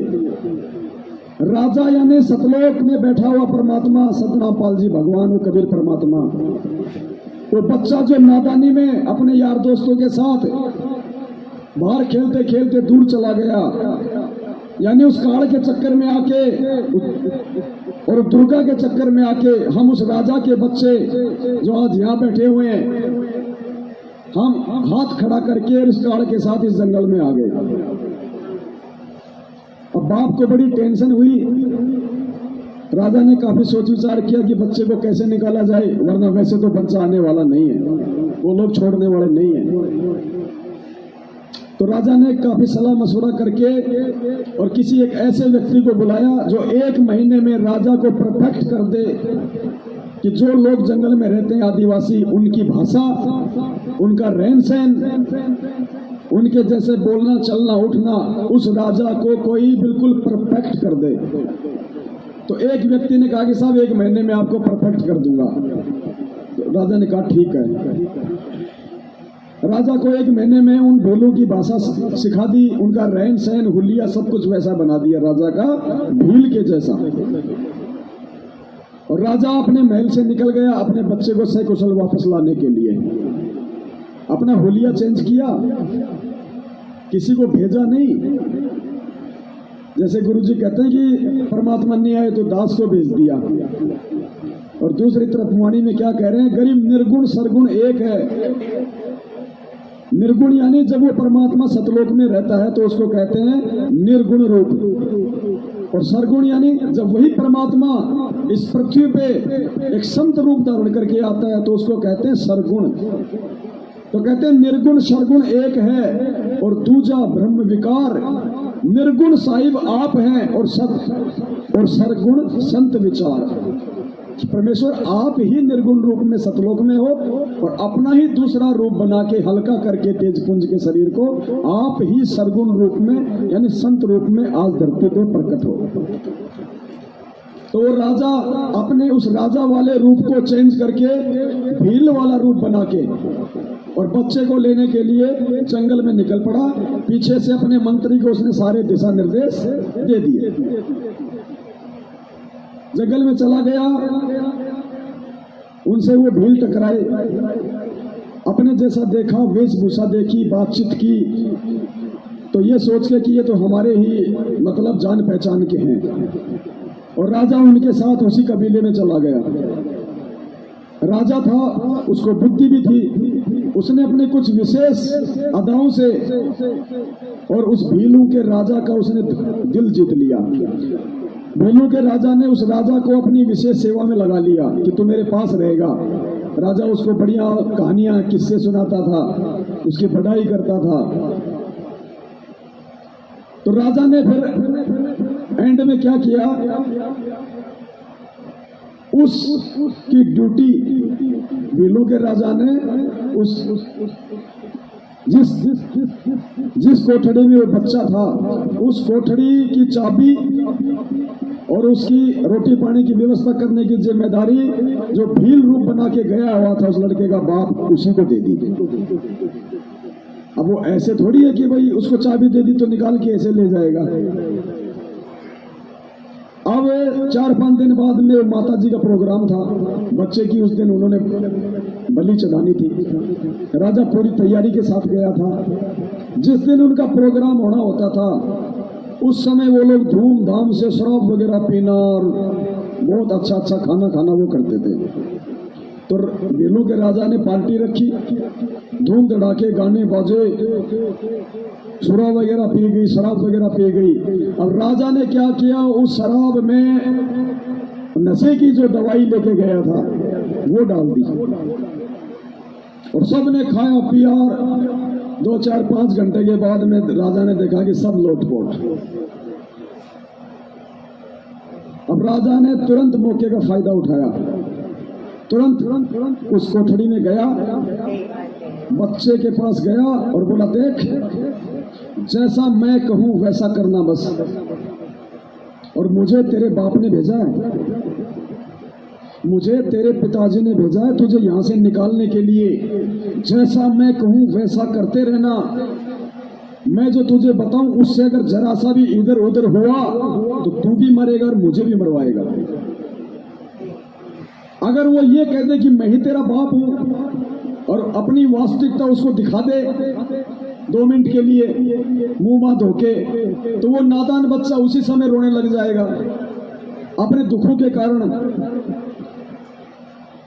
तो वो राजा भी फंसेगा और वो भी फंसेगा। तो राजा को बच्चे की कमजोरी का पता था, उसकी बुद्धि के स्तर का पता था, इसलिए उसने अपना भेद नहीं बताया कि मैं ही तेरा बाप हूं। ये कहा कि देख मुझे तेरे बाप ने भेजा है तुझे यहां से निकालने के लिए, और जैसा मैं कहूं वैसा ही करना। बच्चे को टाइट कर दिया, बोला ठीक है। तो बच्चे का हाथ पकड़ा और चुपचाप रहना, बोले बोलना मत। और बच्चे का हाथ पकड़ के मौके का फायदा उठा के राजा वहां से निकल लिया। सुबह तक राजा रुका नहीं, बच्चे को लेके चलता रहा। और जैसे ही वो सीमा आ गई, वहां पहले से राजा ने मंत्री को कह दिया था, मंत्री अपनी सेना लेके तैयार खड़ा हुआ था। और बच्चे को लेके उस भील वाली वेशभूषा में,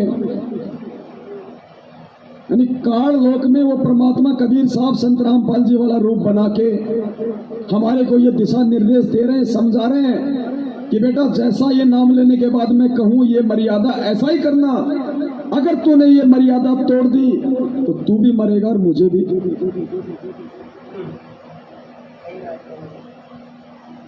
और यदि ये परमात्मा हमें अपना वास्तविक रूप दिखा दे आज, तो भी नुकसान हो जाएगा। इसलिए परमात्मा ने अपने आप को छुपाया, उस भील की तरह आज छुपा रखा है। तो राजा बच्चे को लेके उसी भील वाली वेशभूषा में महल में चला जाता है। महल में रानी भी अपने बच्चे का इंतजार कर रही थी। बच्चे को देख के रानी रोने लग गई, बच्चे से लिपट गई। अब वो भील के रूप में जो राजा था, अब देखना पुण्यात्माओं कैसे मालूम पड़ेगा कि ये कौन है आज हमारे गुरुजी के रूप में।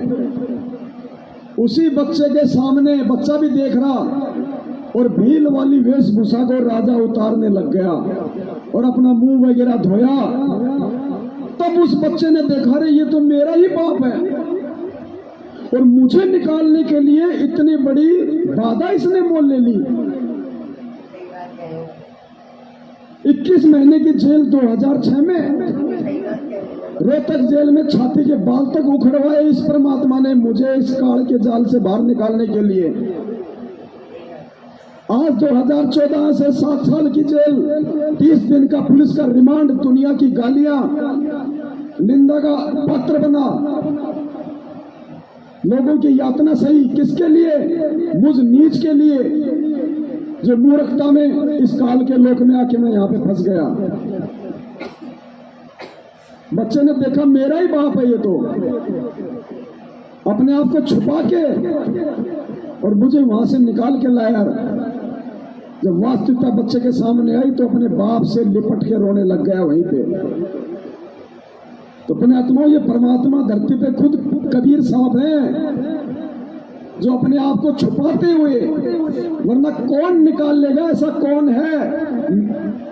अरे वो राजा का बच्चा था, इसलिए राजा को था दर्द, इसलिए अपने बच्चे को निकालने के लिए खुद गया। दूसरा नहीं निकाल के ला सकता, वो लाख गलतियां कर देगा। तो सतलोक से आने के बाद दर्द इस परमात्मा को है कि मेरी आत्मा है जो फंस गई, इसलिए स्वयं आता अपनी आत्माओं को निकालने के लिए ये भिन्न भिन्न रूप बना के, भिन्न भिन्न ये रोल करके। और पुण्यात्मा, इतना सब कुछ होने के बाद भी बात बात में हम मर्यादा तोड़ देते हैं, परमात्मा के नियमों को तोड़ देते हैं। कैसे बात बनेगी भाई? सोचो वो बच्चा अगर जरा सी भी गलती कर देता उस समय वहां, तो क्या वो बच्चा भील की जेल से बाहर निकल सकता था क्या? लेकिन जो समझदारी उस बच्चे ने दिखाई पुण्यात्माओं, आज हमने दिखानी पड़ेगी, तब जाके परमात्मा सकुशल हमें सतलोक ले जाएगा। तो इस प्रकार से हमने बहुत सावधानी बरतने की आवश्यकता है कि सतनाम मिलने के बाद में विशेषकर। और माता बहनों, परमात्मा ने स्पष्ट बोल रखा है, सोने में काल है काल। और परमात्मा ने कहा कि इसको तो शरीर पे तो छोड़ो, घर में भी नहीं रखना। सोने को तो घर में भी नहीं रखना चाहिए, इसमें तो काल का वास है। और उस सोने को यदि हम अपने शरीर पे धारण करते हैं तो अभी हम किस स्तर पे हैं? हमने तो काल को अपने सिर पे बैठा रखा है और सतलोक जाने की उम्मीद कर रहे हैं, कभी नहीं जा सकते।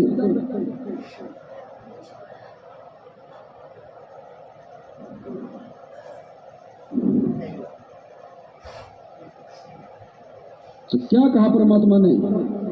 अब ये देखो पुण्यात्माओं, नींद में सोने का समय नहीं है। ये 7 संगतियां भगवान ने इसलिए रखवाई है कि ये तुम्हारे लिए लास्ट मौका है, लास्ट। जैसे बच्चा टीचर के समझाने और पढ़ाने के बाद भी नहीं समझता है तो एक ऑप्शन होता है पासबुक, कि हो सकता है इस पासबुक के सारे ये अपने सवालों का जवाब खोज ले और कुछ लिख के पास हो जाए। तो मूल जो पाठ था अध्यात्म का सिलेबस, वो है गुरु जी का सत्संग। और उन सत्संगों को समझने के लिए फिर पासबुक का सहारा लिया जाता है, पुस्तकों को समझने के लिए। तो ये सात संगतियां पासबुक है, और पासबुक का सारा लेके भी जो नहीं समझ पाया, उससे बड़ा निर्भाग्य प्राणी को दुनिया में नहीं हो सकता। तो सोने को लेके क्या परमात्मा ने भाई बहनों को, माताओं को दिशा निर्देश दिया है, ये आदेश है गुरु जी का। अगर सतनाम लेने के बाद, देखो प्रथम नाम वाले को इतना ज्ञान नहीं होता, सतनाम लेने के बाद यदि हम ये गलतियां करेंगे, पुण्यात्मा परमात्मा हमसे 100 कदम दूर है, भले हम दिन रात सतनाम का जाप करें। भक्ति बिना क्या होते हैं ये भ्रम रहा संसारे, भक्ति बिना क्या होते हैं ये भ्रम रहा संसारे, रति कंचन पाया नहीं रावण चलती बार। सर्व सोने की लंका थी, किसा को बद्दी था, करके भक्ति सिद्धि प्राप्त रिद्धि प्राप्त करके, और सोने की लंका जैसे हम गारा की ईंट पका कर और मकान बनाते हैं, वो सोने की ईंट बना कर, छोटी छोटी ईंटें होती थी पहले, और उनसे सोने ही की वो गारा बना के और महल बनवा रखे थे उसने। इतना धनी था, और आप दौरे मुश्किल से 50-20 ग्राम 20 तोले सोना होगा था, घोड़ा बुढ़ा सेठ होगा जिस पर 20-30-40 तोले सोना हो गया। कहते हो वो रति नहीं लेकर गए, ग्राम भी नहीं ले जा सका, तुम कहाँ ले जा सकोगे, और केक ना तोड़ दोगे 40 तोले सोने में। ये तो खाम खागा सिर दर्द है, सोना तो घर में बिठा रखना चाहिए आपने, और ना इसको पहनना चाहिए। क्या फायदा, कान में डाल लिया, नाक में डाल लिया, 36 पोंगे कड़े बना लिए। परमात्मा ने इतना सुंदर शरीर दे रखे, इस पर आडंबर करने की कभी जरूरत नहीं। इसे भगवान रुष्ट होता है। भगवान की भक्ति करें, चाहे किसा भी शरीर है, काला है, गोरा, कड़े बना लिए। क्या कह रहे गुरु जी, सोना तो घर में भी नहीं रखना चाहिए, तो पहनने का तो सवाल ही पैदा नहीं होता। फिर क्या कहते हैं गुरु जी, इससे भगवान रुष्ट होते हैं। अरे वो 2, 4, 5, 10 हजार की चीज के लिए तुम भगवान को रुष्ट कर रहे हो, भक्ति कर रहे हैं, ड्रामा कर रहे हैं। हमें पता कि इस चीज से भगवान रुष्ट है, अगर ज्ञान है तो क्या उस चीज को अपनाएंगे? फिर भी हम पहने रहते हैं, तो फिर तो शराब भी पीने लग जाओ भाई, उससे भी भगवान रुष्ट होता है। शराब भी पियो, फिर नियम चाहे 1 तोड़ो चाहे 100 तोड़ो बराबर है।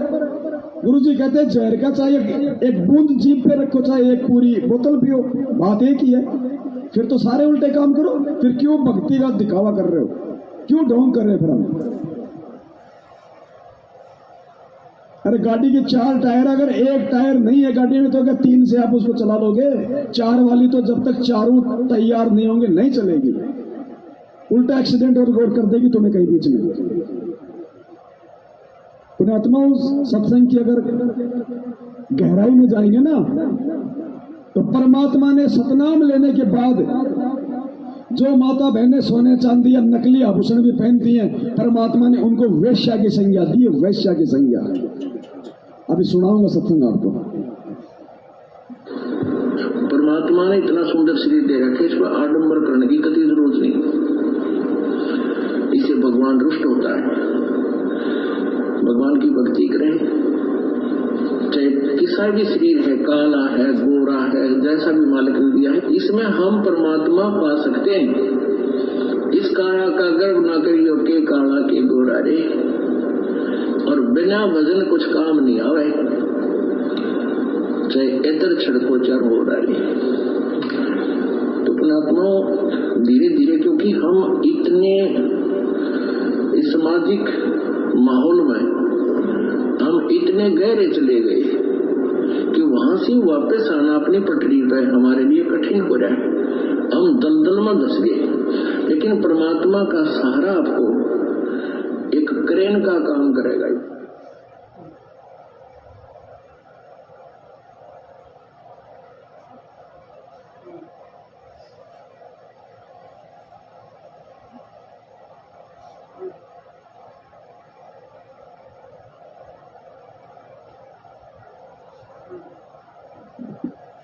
परमात्मा सीधे तौर पे नहीं कहेंगे, सीधे तौर पे तो अपने आप को ही भगवान नहीं कह रहे।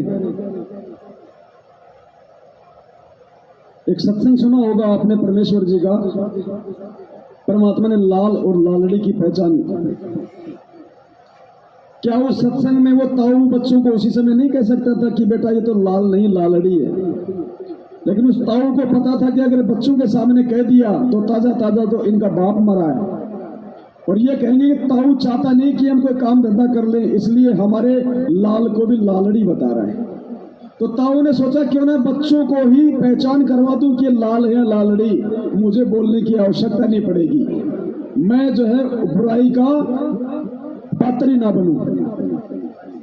तो परमेश्वर सीधे वे में नहीं कहेंगे कि सोना चांदी पहनने वाली जो मेरी शिष्या है वो वैश्य की श्रेणी में है, नहीं, परमात्मा संकेत करेगा। और संकेत में फिर सत्संग में भगवान ने फिर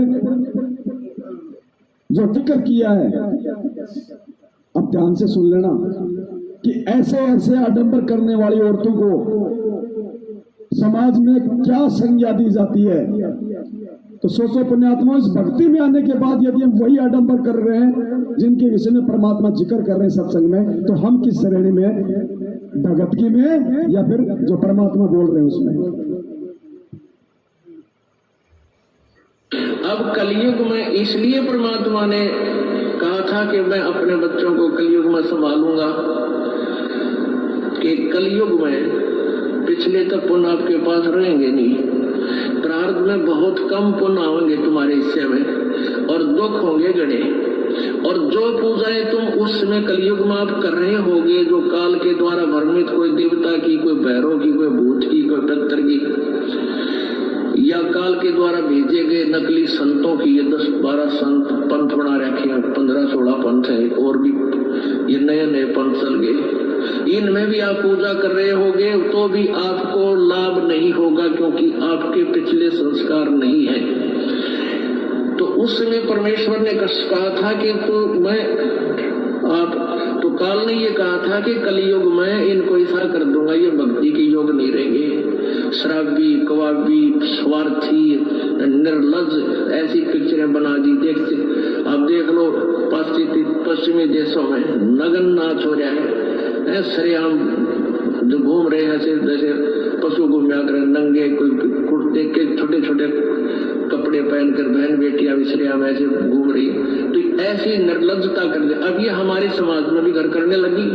पहले ओठों पर लिपस्टिक, ये नाखून पॉलिश और उस तरह के लटक मटक, ये पाउडर चटक मटक, ये कोई बहन बेटी हमने करती नहीं देखी। ऐसी वो वैसा ही क्या करती थी, उनको घटिया औरतें माना करते थे। और आज देख लो, जब कोई भी पीछे नहीं रही बहन बेटियां, इसी बूंदी पॉलिश लाऊंगी, पूरे नौ न लाल कर लेंगी, मुंह ऐसा बूंदा लाल, देखते बूंदा शक्ल भी ना अच्छी लगे। तो इस तरह की ड्रामाबाजी इस काल ने करवा दी, हमें निर्लज बना दिया। और सरेआम डांस करती है ब्याह शादी में, बेटियां नाचे, उड़े बाप नाचे, उड़े बेटी नाचे, उड़े माँ नाचे, अरे थारा गजब। इधर वैसा ही नाचा करती थी कि जब बंद कोठों में, आज सरेआम नचा दिए काल ने हमारे को। परमेश्वर ने सत्संग के माध्यम से संकेत कर दिया, क्योंकि हमें सत्संगों से ही समझना पड़ेगा। परमात्मा कहते हैं शब्द सैन सतगुरु की पहचानी, वो पाया अटल सुहाग रे। वही आत्मा सतलोक को प्राप्त कर पाएंगी जो परमेश्वर के सत्संगों के मर्म को समझ जाएंगी। ये परमात्मा ये बातें हमें क्यों कह रहे हैं, उन औरतों का उदाहरण क्यों दे रहे हैं कि ये होठ लाली, नेल पॉलिश, ये गहने आडंबर, क्योंकि सोने के लिए तो भगवान ने साफ साफ मनाही कर दिया। इसका मतलब भगवान नहीं चाहता कि सोना पहनना है, सोना पहनने से भगवान रुष्ट होता है। फिर नेल पॉलिश वगैरह, ये नाचना गाना, ये चटक मटक वाले कपड़े पहनना भगवान ने वैसा क्यों साफ साफ बोल दिया कि ये तो समाज की वो घटिया औरतें करती थी जिनको वैश्या कहा जाता है। तो इस भगवान के शरण में आने के बाद यदि कोई माता बहन इस प्रकार का आडंबर करती है तो वो किसकी श्रेणी में? ऐसे परमात्मा समझाते हैं। अब ये संकेत केवल सात संगतियों के माध्यम से ही समझ में आने थे, इसलिए भगवान ने ये सात संगतियां रखवाई हैं। ये मेरी या किसी और व्यक्ति की अपनी सोच या कोई औकात नहीं है। हम तो खुद मरीज हैं। मरीज को क्या दवाई देगा, लेकिन मरीज को सलाह दे सकता है, दवाई नहीं दे सकता। दवाई तो भगवान ने दे रखी है जिसको हम सही तरीके से नहीं खा रहे। इसलिए दूसरा अगर ये कहते भाई देख इसका लेने का समय ये, इसका लेने की विधि ये है, तो उसमें दोष नहीं होता है। दोष वहां है जब आप गुरु वाला काम करने लग जाओ, नाम देने लग जाओ।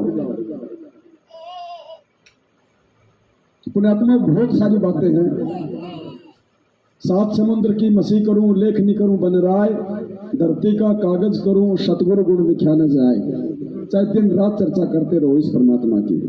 हालांकि आज सोचा तो नहीं था कि, हम तो ये सोच रहे थे कि भगत जी बैठे थे बाहर, हम दोनों ये बात कर रहे थे कि आज तो भक्तों को आपस में करने दो, आज आराम करेंगे। लेकिन ये तो मालिक की मर्जी, हम उसके यंत्र हैं। वो कान मरोड़ेगा तो भाई हमारी क्या औकात, हम चुपचाप रह जाएं। रेडियो चाहे 20,000 रुपए का है, अगर उसके मालिक ने बटन दबा दिया तो उसकी औकात है कि वो नहीं चलेगा। वो यंत्र है, परमात्मा नहीं है, उसको चलना ही पड़ेगा। ये पंखा चाहे 20 लाख रुपए का हो, अगर इसके मालिक ने बटन दबा दिया इसको चलना पड़ेगा। इसकी औकात नहीं कि ये ना चले, और चल रहा है, मालिक इसको रोकना चाहता है तो इसको रुकना पड़ेगा। इसकी औकात नहीं है, चलता रहे। तो हम सब उस परमेश्वर के यंत्र हैं, हमें हैंडल परमात्मा करता है, रिमोट उसके हाथ में है। काल ने कहा था ना कि बलवानों का बल, बुद्धिमानों की बुद्धि मेरे हाथ में है, जब चाहे ऑन कर दूं वो कर दूं। इसी प्रकार भगत की बुद्धि का रिमोट अगर मर्यादा में है तो परमात्मा के हाथ में, और मर्यादा टूट गई तो फिर काल के हाथ में। फिर जैसा नाच वो नचाएंगे वैसा ही नाचना पड़ेगा, हमारी औकात नहीं है फिर। तो पुण्यात्माओं बड़ी मुश्किल से और 27 साल की मेहनत से गुरुजी ने हम आत्माओं का रिमोट अपने हाथ में ले लिया है। अब कोई नालायक यदि वो सैल निकाल दे अपनी कमजोरी से मर्यादा तोड़ के, तो इससे बड़ा दुर्भाग्य, निर्भाग्य उस आत्मा का फिर नहीं हो सकता। फिर वो ऐसी आत्माओं को परमात्मा फिर अनंत करोड़ युगों तक नहीं संभालता है। तो मेरी तो हाथ जोड़ के प्रार्थना आप सभी भाई बहनों से, अगर दूसरों को भी ना समझाओ तो कम से कम खुद इन चीजों पे अमल करो, क्योंकि परमेश्वर ने कहा कि अपने बड़े भाइयों से भी कुछ सीखो। अगर कोई भगत है और आपको अच्छी अच्छी बातें बताता है तो उसकी बातों पे अमल करना चाहिए। और इसी सत्संग के आधार से हम आप भाई बहनों को थोड़ा बहुत ये समझा रहे हैं।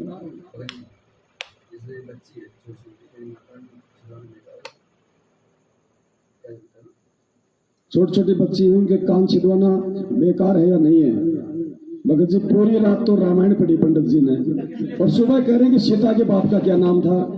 अब ये बातें क्यों बताई जा रही है भगत जी? भगत जी इसीलिए हमें दुख होता है, जब सब कुछ समझा दिया अब वही बातें।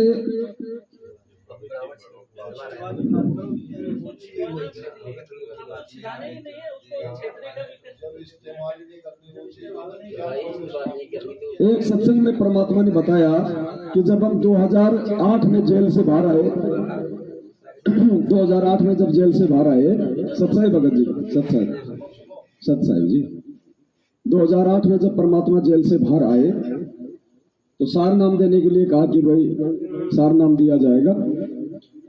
तो 300-400 लोग आए। बोलो भाई यहाँ 400 कुछ, बोलो भाई 2 दिन रुको, अभी आए हैं थोड़ा जेल से आराम करते हैं। तो 2 दिन के आराम में 200-300 तो भाग गए। बोलो जी टाइम नहीं है। बोलो परमात्मा ऐसे तो परीक्षा देता है। कुछ बच्चे थोड़े बहुत 40 एक, उनकी परमात्मा ने वो सार नाम देने से पहले परीक्षा लेनी शुरू कर दी, जो भी परमात्मा लेते होंगे। तो गुरुजी ने कहा कि एक तो ऐसा था, मैंने उससे पूछा रे भाई ये जो सतनाम के 2 मंत्र हैं ये किसके हैं? तो एक तो बता दिया, फिर दूसरा तो थोड़ी देर तो इधर उधर देखा, तो फिर बोला बोल जी आपने बोले बताया नहीं, ये तो आपने बोले बताया नहीं, ये तो आपने बताया ही नहीं। अच्छा हाँ, बोले भाई तेरे को याद क्यों नहीं? बोले जी आपने बोले ढंग से नहीं बताया। बोले बताया था लेकिन आपने बोले ढंग से नहीं बताया। तो गुरुजी बोले मैं सत्संग करता हूं तो क्या मैं रागनी करता हूं क्या उस समय? अरे जब मैं सत्संग करता हूं तो क्या वो रागनी है क्या? हर बार बताता हूं कि ये मंत्र है, ये प्रथम मंत्र काल का है, दूसरा अक्षर पुरुष का है। अब और कैसे बताऊं? फिर भी दोष हमारे को कीजिए, आपने सत्संग करते समय ढंग से नहीं बताया। तो भगत जी इतने अच्छे से तो सारी बातें समझाई जा रही थी, बताई जा रही थी, अब कान क्यों छिदवाने? जब थोड़ी देर पहले क्या कहा कि चाहे सोना हो, चाहे चांदी हो, चाहे नकली आभूषण हो, नहीं पहनने, भगवान रुष्ट होता है। तो कान क्यों छिदवा रहे हो भगत जी? किस लिए छिदवा रहे हो फिर कान? अब इसमें कोई सवाल ही नहीं उठता, फिर नहीं छिदवाना। कॉमन सेंस की बातें बड़े भाई, तो ये ध्यान रखो इन चीजों का भगत जी। अब किस विषय पे चल रहा था मैं तो भूल गया, बीच में आपने और एक मास्टर छेड़ दिया। सत्संग कौन सा था? तो ये तो है